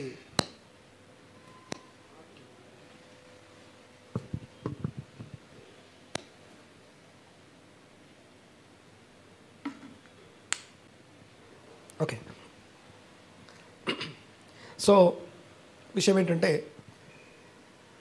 every year soul rectification, self rectification days అని ఒక సీజన్ ఉంటుంది. ఎన్ని రోజులు ఉంటుంది అవి? మీరు ఇంకా రాలే. 50 రోజులు ఉంటాయి అవి. ఎన్ని రోజులు? 50 రోజులు ఉంటాయి. తర్వాత సోల్ అకౌంటింగ్ డేస్ ఎన్ని ఉంటాయి? 40 days ఉంటాయి. ఇవి నెక్స్ట్ ఇయర్ టోటల్ 365 daysలో 50 రోజులు సెల్ఫ్ రెక్టిఫికేషన్ డేస్. ఇవి వేరు అవి వేరు. దీని టీచింగ్ వేరు, దీని స్టైల్ వేరు, దాని స్టైల్ వేరు. ఓకే, తర్వాత ఇంకొక 40 ఏముంటాయి? సోల్ అకౌంటింగ్ డేస్ అని ఉంటాయి. ఓకే, ఈ రెండు ఒక సంవత్సరంలో ఉండే 90 రోజులు అన్నమాట. 365లో 90 రోజులు అవి స్పెషల్ డేస్. అవి ఇవి కాక మిగిలిన సండేస్ అన్నీ ఓ 52 ఉంటాయి. మనం దేవుని సన్నిధిలో కూర్చునే సండేస్ అన్నీ ఓ 52 సండేస్. చూడండి ఒకసారి. వీటన్నిటిని ఏమంటాం? స్పిరిచువల్ డేస్ అవన్నీ కూడా. ఓకే, అర్థమవుతుందనే మాట్లాడేది. సో 50, 40, ఇంకో 52 ఇవన్నీ స్పెషల్ డేస్ ఇవి. సో వీటిని స్పిరిచువల్గా ఇవన్నీ ఏం చేస్తాయి తెలుసా? అంతకుముందు ఎలా ఉన్నామో అలా ఉంచో మనల్ని మార్చేస్తాయి మనల్ని. దేవునికి స్తోత్రం. ఇంకా నేను ఫైనల్గా క్లోజ్ చేస్తాను. యోసేపు గురించి 4 విషయాలు మాట్లాడాం కదా ఇప్పటిదాకా. ఇస్సాకు కరువులో విత్తనం విత్తి పంటకు వస్తే, యాకోబు మోస్ట్ డేంజరస్ జోన్కి వెళ్ళి సేఫ్గా బయటకు వస్తే, ప్రాస్పర్ అయి బయటకు వస్తే, అభివృద్ధి చెంది వస్తే, యోసేపు ఆయన చేతిలో సక్సెస్ అవుతుంటే ఆ సక్సెస్ని అన్ని జనులు చూసి గుర్తించేస్తాయి. దేవుడు తోడై ఇలా దేవుడు. ఓకే, ఇప్పుడు మామూలుగా మనందరం ఇజ్రాయెల్ వైపు చూస్తాం, ఈ మధ్య బాగా చూస్తాం ఇజ్రాయెల్ని చూస్తున్నాం. ఎందుకు చూస్తున్నాం అంటే ఒకటి రీజన్ ఏంటంటే వాళ్ళ జ్ఞానం చూసి ఆశ్చర్యపోతున్నాం. అంటే జ్ఞానం కలిగిన ఇజ్రాయెల్ని చూసాం ఇప్పటిదాకా. దేవుడు తోడై ఉండడం అంటే జ్ఞానం కలిగిన ఇజ్రాయెల్ నెంబర్ 1 అయితే, శక్తివంతమైన ఇజ్రాయెల్ ఇంకా చూడలేదు, చూస్తాం ఇప్పుడు. నెక్స్ట్ స్టేజ్ అది ఏంటది, పవర్ఫుల్ ఇజ్రాయెల్ ఇంకా చూడలేదు మనం, నెక్స్ట్ చూస్తాం. ఓకే, నెక్స్ట్ స్టేజ్ అనమాట. పవర్ఫుల్ ఇజ్రాయెల్ కూడా అయిపోయిన తర్వాత ఇప్పుడు ఏం చేస్తామంటే, ఓకే జ్ఞానం చూసినప్పుడు అన్ని దేశాలు ఏం చేస్తాయంటే మనం కూడా ఆ జ్ఞానాన్ని ఇమిటేట్ చేద్దాం అనుకుంటాయి. అన్ని దేశాలు ఏం చేస్తాయి, ఆ జ్ఞానాన్ని ఇమిటేట్ చేద్దాం. తర్వాత పవర్ఫుల్ కంట్రీని చూసినప్పుడు ఇప్పుడు ఏం చేస్తాం, అందరం ఆ పవర్ని మనం కూడా ఇంప్లిమెంట్ చేద్దాం అనుకుంటాం. కానీ అక్కడి దాకా రాలేము, ఇంకేదో తేడా ఉంటుంది వాళ్ళ దగ్గర. నెక్స్ట్ స్పిరిచువల్ ఇజ్రాయెల్ని చూస్తాం, థర్డ్ స్టేజ్ అది. ఏం ఇజ్రాయెల్? Okay, spiritual Israel. ఇంతకు ముందాకనేమో పుట్టిన ఇజ్రాయెల్ని చూసినాం, ఇప్పుడు జ్ఞానం ఇజ్రాయెల్ చూస్తున్నాం. నెక్స్ట్ పవర్ ఇజ్రాయెల్ చూడలేదు ఇంకా. పవర్ ఇజ్రాయెల్ లేక నెక్స్ట్ స్పిరిచువల్ ఇజ్రాయెల్ చూస్తాం. అనగా స్పిరిచువల్. ఓకే, అప్పుడు ఏం చేస్తామంటే వాళ్ళ దేవుడు ఎవరో వెతుకుంటాం, వాళ్ళ దేవుడు ఎవరో చూడటం మొదలు పెడతాం, వాళ్ళ దేవుణ్ణి మనం అనుసరిద్దామని ట్రై చేస్తాం, మనల్ని మనం మార్చుకుంటూ వెళ్ళిపోతాం అనమాట. సరే, నా పాయింట్ ఏంటంటే యోసేపుని చూడండి ఒకసారి. ముందు ఏం మాట్లాడుకున్నాం మనం, ఇమ్మానుయేల్ అనుభవించాలంటే కయీను హేబేలుకి సరెండర్ అవ్వాలి. పోతిఫరు భార్య తనని శోధించే సందర్భాన్ని మీకు జ్ఞాపకం చేస్తాను. ఓకే, పోతిఫరు భార్య యోసేపును శోధిస్తుంటే యోసేపు దాన్ని అధిగమించాడు. ఆ అధిగమించడాన్ని ఏమంటాం మనం, ఇమ్మానుయేల్ అనుభవించడానికి యోసేపుకున్న అర్హత అది. దేవుని తోడు అనుభవించడానికి యోసేపుకున్న అర్హత ఏంటంటే ఓవర్కమింగ్ ద ఆ ఫిజికల్ డిజైర్, సిన్ ఏదైతే ఉందో ఆ శరీర సంబంధమైనటువంటి శరీరాశల్ని లోకాశల్ని అధిగమించడం, ఆ అధిగమించగలిగినటువంటి యోసేపు అన్నమాట. ఆమేన్. యూనో దీని గురించి ఒక గ్రంథంలో వేరే బుక్స్లో రాసిన ఒక విషయం గుర్తు చేసి ప్రార్థన చేసుకుందాం. పోతిఫరు భార్య పేరు ఏం పేరు? ఆమె పేరు మర్చిపోయింది అక్క, జుల్కా జల్. ఓకే, అది ఆమె పేరు. ఓకే, సో ఇవన్నీ కూడా వీటికి సంబంధించిన డీటెయిల్స్ ఉంటాయి. ఊరికైనా ఏదో ఆధారాలు లేకుండా ఏదో ఇంకా వేరే కథలు కూడా ఉంటాయి వీటికి యాడ్ అయ్యే కథలు. సో పాయింట్ ఏంటంటే ఆమె రోజు రోజుకి చిక్కిపోతుందట, రోజు రోజుకి ఆమె బలహీనం అయిపోతుంది, వీక్ అయిపోతుందట. అంటే యోసేపును పోతిఫరు భార్య శోధించడం ఏ స్థాయిలో ఉందో చెప్పడం కోసం ఈ మాట చెప్తున్నాను. చూడండి ఒకసారి.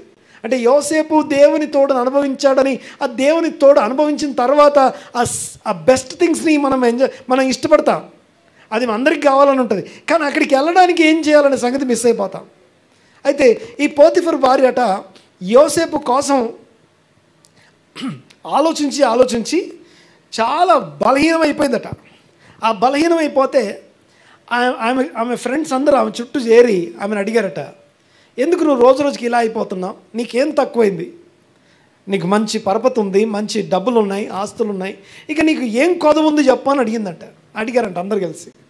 ఇంత అంటే ఇంకేం తక్కువ ఉందని నువ్వు రోజు రోజుకి చింత పెట్టుకొని ఇట్లా రోజు రోజుకి కృషించిపోతున్నావు అని అడిగితే ఆమె పోతిఫరు భార్య యోసేపు గురించి చెప్పిందట. యోసేపు గురించి చెప్తే అర్థం కాదు, చూపించాలనుకుందట. ఏం చెప్తున్నా నేను, పోతిఫరు భార్య యోసేపుని ఎంత శోధించిందో, యోసేపు గురించి ఆమె ఎంత ఆశపడిందో దాన్ని చెప్పడం కోసం ఈ స్టోరీ చెప్తున్నాను. ఇది వన్ ఆఫ్ ద స్టోరీ, ఇది ఒక వివరణ ఇది. అయితే అందరినీ విందుకు పిలిచింది ఆమె. తనతో మాట్లాడినటువంటి ఆ స్త్రీలందరినీ విందుకు పిలిచి భోజనం అయిపోయిన తర్వాత వాళ్ళందరికీ ఈ ఆరెంజెస్ ఉంటాయిగా, తలా ఒక ఆరెంజ్ ఇచ్చిందట. తలా ఒక ఆరెంజ్ ఇచ్చి వాటిని పీల్ చేయడం కోసం కత్తులు ఇచ్చింది అందరికీ కూడా. ఇప్పుడు ఏం చేయాలి, దానిపైన ఉన్నటువంటి ఆ స్కిన్ తీసేయాలి, పీల్ చేయడం అంటాం కదా, ఆ తొక్క తీయడం అంటాం. ఆ తీయడం అనే పని అందరూ అదే పని చేస్తున్నారు. ఓకే, భోజనం అయిపోయి అది చేస్తున్న సందర్భంలో అప్పుడు యోసేపుకు మంచి డ్రెస్ వేసి ఇక్కడ పంపించండి అని చెప్పిందట. ఆ యోసేపు గదిలోకి రాగానే, బాగా వినండి ఒకసారి, యోసేపు గదిలోకి రాగానే ఈ పీల్ చేసే స్త్రీలు ఉన్నారు కదా, వీళ్ళందరి చేతుల్లోంచి రక్తాలు కారుతున్నాయట. ఇప్పుడు చెప్పండి, నేను ఇలా కృషించిపోవడానికి కారణం ఏందో మీకు అర్థమైందా అన్నదట. అర్థమైతే నేను మాట్లాడేది అంటే యోసేపు అలా ఉన్నాడు, యోసేపు అంత సుందరంగా ఉన్నాడు. అయితే ఇంకో విషయం ఏంటంటే, అంటే ఈ యోసేపును అంతగా శోధించిందామె. ఈమె ఒక్కతే కాదు, అక్కడ ఉన్న వాళ్ళందరూ కూడా ఆయన్ని చాలా శోధిస్తే అయినా కూడా ఇంత ఘోరమైన పాపాన్ని దేవునికి విరోధంగా నేను ఎలా చేస్తాను, అలాగా అధిగమించినటువంటి తనలో ఉన్న కయీను, తనలో ఉన్నటువంటి శరీర సంబంధి శరీరాశల్ని అధిగమించి తనలో ఉన్నటువంటి ఆత్మీయునికి యూనో అక్కడ మనం చదువుతాం వాక్యంలో, చిన్న మాట మీకు జ్ఞాపకం చేసేది ప్రార్థన చేసుకుందాం. చదవండి ఒకసారి.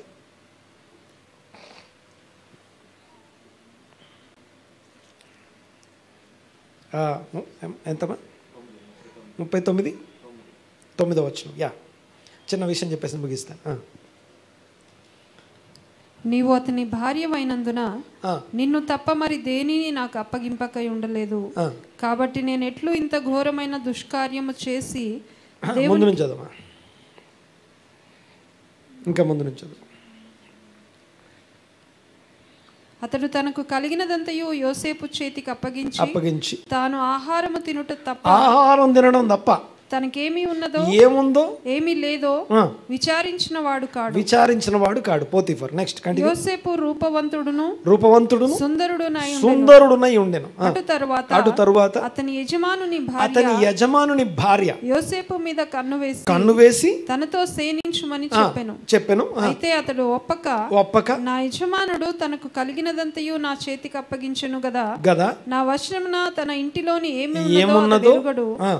ఈ ఇంటిలో నాకంటే పైవాడు ఎవరు లేరు. నీవు అతని భార్య అయినందున నిన్ను తప్ప మరి దేనిని నాకు అప్పగింపక ఉండలేదు. నాకు దేన్ని అప్పగించలేదు. తర్వాత కాబట్టి నేను ఎట్లు ఇంత ఘోరమైన పాపాన్ని నేను చేస్తాను. ఆయన చెప్పినటువంటి దాంట్లో ఆయన నేర్చుకున్న వాక్యం అందులో ఉంది. తర్వాత కంటిన్యూ. దేవునికి విరోధంగా నేను ఎట్లు ఇంత ఘోర పాపం చేస్తాను అని తన యజమానుని భార్యతో అనెను. దినదినము. It is not one time, every day ఇదే పని చేస్తుంది. రోజు శోధించబడుతున్నాడు ఆయన. తర్వాత కంటిన్యూ.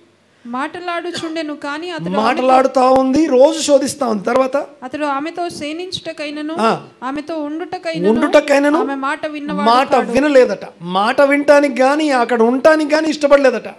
అట్లుండగా ఆ ప్లేస్ లో ఉండకుండా పారిపోయాడు, తన యవ్వనస్తుల్ని తప్పించుకున్నాడు అని అర్థం. తర్వాత కంటిన్యూ. అట్లుండగా ఒకనాడు వన్ డే, ఒక రోజు ఏం జరిగిందో చూడండి ఒకసారి.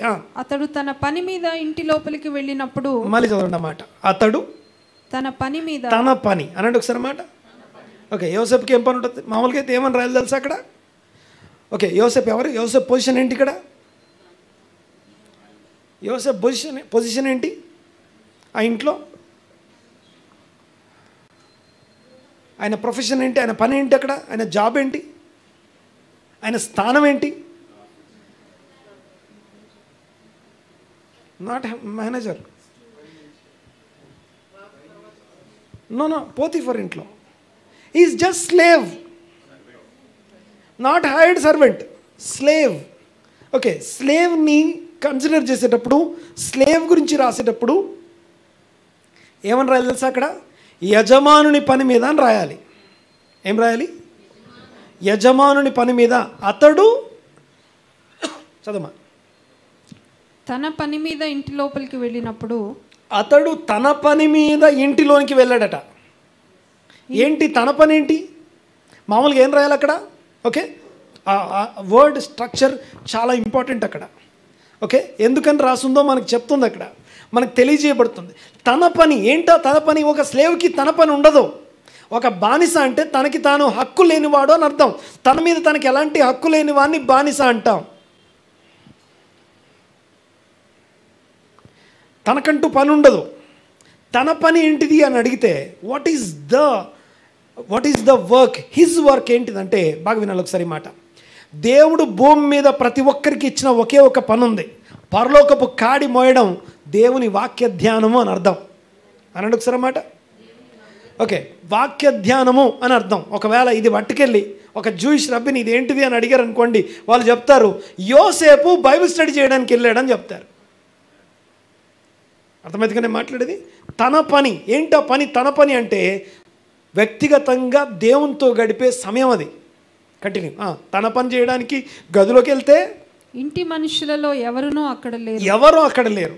ఓకే, ఒంటరిగా తన పని అంటే దేవునితో గడిపే సమయం అనమాట. అప్పుడు అక్కడ ఒక మాట రాస్తుంది చివరికి, సరే అదంతా వదిలేస్తే లాస్ట్కి తన వస్త్రము ఆమె చేతిలో విడిచిపెట్టి పారిపోయాడని రాస్తుంది. ఓకే, తన వస్త్రాన్ని ఆమె చేతిలో విడిచిపెట్టి పారిపోయాడు అంటానికి ఒక పదం ఉంటుంది అక్కడ, వయన్నోస్ అనండి ఒకసారి అన్నమాట, కొంచెం గట్టిగా అన్నమాట. వయనోస్ అనే మాటకి అండ్ హీ ఫ్లీడ్ అని అర్థం, పారిపోయాడు అని అర్థం. సో పారిపోకుండా కూడా తనకి ఆప్షన్స్ చాలా ఉన్నాయి, కానీ అవన్నీ దాటి తనలో ఉన్న కయన్ని అధిగమిస్తున్నాడు. తనలో ఉన్న శరీర సంబంధిని అధిగమించి ఆత్మ సంబంధమైనటువంటి వ్యక్తి అంటే దానివల్ల వచ్చే ఏ లాభం నాకు అక్కర్లేదు, ఏ రాబడి నాకు అవసరం లేదు, ఏ వచ్చబడి నాకు వద్దు, ఆత్మ సంబంధంగా జీవించడమే నాకు ప్రాముఖ్యం. అలాంటి వాళ్ళు దేవుని తోడును అనుభవిస్తారు. చాలామంది అంటారు ఆత్మీయంగా ఉంటే శ్రమలు వస్తాయని. ఆత్మీయంగా ఉంటే ఆ శరీర సంబంధంగా వచ్చే కొంత వచ్చుబడి రాకుండా ఆగిపోద్దేమో, అది నీకు శ్రమేమో. దాన్ని అధిగమిస్తే దేవుడు తోడై ఉంటే ఇచ్చే ఆ దీవెనలు చాలా గొప్పవి. ఆమెన్. ఇస్సాకు కరువులో విత్తనం విత్తి 100 పంట కోసాడు. యాకోబు మోస్ట్ డేంజరస్ జోన్లోకి వెళ్ళి మోస్ట్ ప్రొటెక్టెడ్గా బయటకు వచ్చాడు, అభివృద్ధి చెంది బయటకు వచ్చాడు. యోసేపు తన చేతుల్లో అన్ని దీవించబడ్డం మనం చూసాం, అన్యజనులు చూడడం మనం చూసాం. దేవునికి స్తోత్రం కలుగునుగాక. ఇమ్మాన్యుయల్ అనండి ఒకసారి. ఈ రోజున క్రీస్తు యేసు నందు సకల అన్యజనుల మీద ఉన్నటువంటి ముసుగును, వారి ముఖములను కప్పుతున్న ముసుగును, వారి మీద ఉన్నటువంటి తెరను తొలగించే సీజన్కి మనం వచ్చాం. ఇమ్మాన్యుయల్ని అనుభవించడానికి ఇక్కడికి వచ్చాం. అందరం లేచి పెడతాం ఒకసారి, అందరం లేచి పెడతాం. ఇంకా నేను ఇమ్మాన్యుయల్ని అనుభవించలేకపోతే అందరం లేచి పెడతాం, ప్రార్థన చేసుకుందాం. కళ్ళు మూసుకుందాం, తల్లు వంచి ప్రార్థన చేసుకుని దేవునికి స్తోత్రం చేద్దాం. మా పరమ తండ్రి మీకు వందనాలు, స్తోత్రం నాయన. మా దేవా స్తుతులు, స్తోత్రము స్తోత్రము స్తోత్రం నాయన. మనోనేత్రాలు వెలిగించండి, జ్ఞానము ప్రత్యక్షత కలిగిన మనస్సు దయచేయండి. శరీర సంబంధమైనటువంటి శరీరాశలను, నేత్రాశ, జీవపు డంబాన్ని, ఈ లోకాశలని జయించడానికి అవసరమైన ఆత్మ సంబంధమైన పోషణ, ఆత్మ సంబంధమైన ఎంకరేజ్మెంట్ని ఈ దినము మాకు దయచేసినందుకు మీకు వందనాలు. ఇదిగో సేవకుని మా కొరకు మీరు పుట్టించారు. మా దుష్టత్వం నుండి మమ్మల్ని మళ్లించడానికి, మమ్మల్ని ఆశీర్వదించడానికి, ఇదిగో మమ్మల్ని ప్రొటెక్ట్ చేయడానికి, మమ్మల్ని కాపాడడానికి, మమ్మల్ని అభివృద్ధిపరచడానికి, మమ్మల్ని ఇదిగో కరువులో విత్తనం విత్తి 100 పంట కోసే వారంగా మారడానికి, మోస్ట్ డేంజరస్ సిచ్యువేషన్స్ గుండా వెళ్ళినా కూడా ఏ ప్రమాదము అంటకుండా నీ గుడారమునకు ఏ తెగులు సమీపించదు అనే స్థితికి మమ్మల్ని నడిపించడానికి, పక్కన 1000 మంది పడిన, కుడి పక్కన 10,000 మంది కూలిన అపాయముని దగ్గరికి రాదు అని మోస్ట్ సేఫ్ ప్లేస్లో మమ్మల్ని ఉంచడానికి, దేవా మీరు మాకు తోడై ఉండడానికి, సర్వశక్తిమంతుడు, సర్వాధికారి, సర్వభౌముడు మాకు తోడై ఉండే ఇమ్మాన్యుయల్ని మాకు అనుగ్రహించినందుకు వందనాలు, స్తోత్రం నాయన. ఈ పర్పస్ని గ్రహించడానికి కృప ఈ దినం మాకు అనుగ్రహించినందుకు మీకు వందనాలు. అధిగమించడానికి సహాయం దయచేయండి అయ్యా, అధిగమించడానికి సహాయం దయచేయండి. మాలో ఉన్న కయీను నుంచి మేము బాగుపడడానికి కృప దయచేయండి. ఇదిగో యూదా పత్రికను బట్టి మీకు వందనాలు, స్తోత్రం చెల్లిస్తున్నా. ఓ నైనా మీకు వందనాలు. కయీనును మా ముందు ప్రత్యక్షపరిచినందుకు మీకు వందనాలు, స్తోత్రం చెల్లిస్తున్నా. అయ్యో వారికి శ్రమ, వారు కయీను నడిచిన మార్గమున నడిచిరి, దేవుని తోడు అనుభవించలేకపోయారు. వారు కయీను నడిచిన మార్గమున నడిచిరి, బహుమానము పొందవలనని బిలాము నడిచిన తప్పు త్రోవలో ఆతురముగా పరిగెత్తారు. కొరాహు చేసినట్లు తిరస్కారం చేసి నశించారు. ఇలాంటి శరీర సంబంధమైనటువంటి కయీను, బిలాము, కొరాహులను మాలో నుండి ఇదిగో అధిగమించడానికి సహాయం దయచేయండి నాయన. మీరు ఆత్మానుసారంగా నడుచుకొని అప్పుడు శరీరేచ్ఛలు నెరవేర్చాలన్నారు. ఇదిగో స్తోత్రం నాయన. అలాంటి మాలో ఉన్నటువంటి శరీర సంబంధమైన వ్యక్తులను నశింపజేయడానికి కృప దయచేయమని ప్రార్థిస్తున్నా. వీరు గాలి చేత ఇటు అటు కొట్టుకొని పోవు నిర్జల మేఘాలుగాను, కాయలు రాలి ఫలములు లేక 2 మారులు చచ్చి వేళ్లతో సహా పెకిలించబడిన చెట్లుగా ఉన్నారని కయీను గురించి, బిలాము గురించి, కొరహు గురించి మాకు జ్ఞాపకం చేసినందుకు, ఆ తప్పు త్రోవను మాకు బయలుపరిచినందుకు స్తోత్రం నాయన. దాని నుంచి తప్పించబడ్డం, దుష్టత్వం నుంచి మళ్లించబడ్డం యొక్క ప్రాముఖ్యతను మాకు బోధపరిచినందుకు వందనాలు, స్తోత్రం చెల్లిస్తున్నాం. తమ అవమానమును నురుగును వెళ్ళగ్రక్కువారై సముద్రం యొక్క ప్రచండమైన అలలుగాను, మార్గము తప్పి తిరుగు చుక్కలుగాను ఉన్నారని, వారి కొరకు గాఢాంధకారము నిరంతరము భద్రము చేయబడినదని ఆదాము మొదలుకొని 7వ వాడైన హానోకు ప్రవచించినటువంటి ఆ ప్రవచనాన్ని ఇదిగో ఈ సమయంలో జ్ఞాపకం చేసుకుంటున్నాం. స్తోత్రం నాయన. Thank you lord. వందనాలు, స్తుతులు, స్తోత్రం.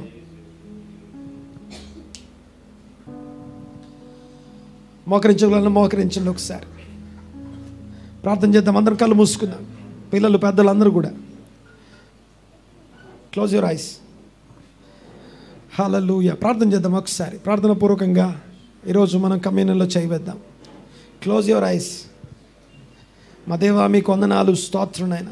నాతో మాట్లాడినందుకు మీకు వందనాలు. ఇమ్మానుయేలు, మీకు వందనాలు, స్తోత్రం నాయన. ఇమ్మానుయేలు, మీకు వందనాలు, స్తోత్రం నాయన.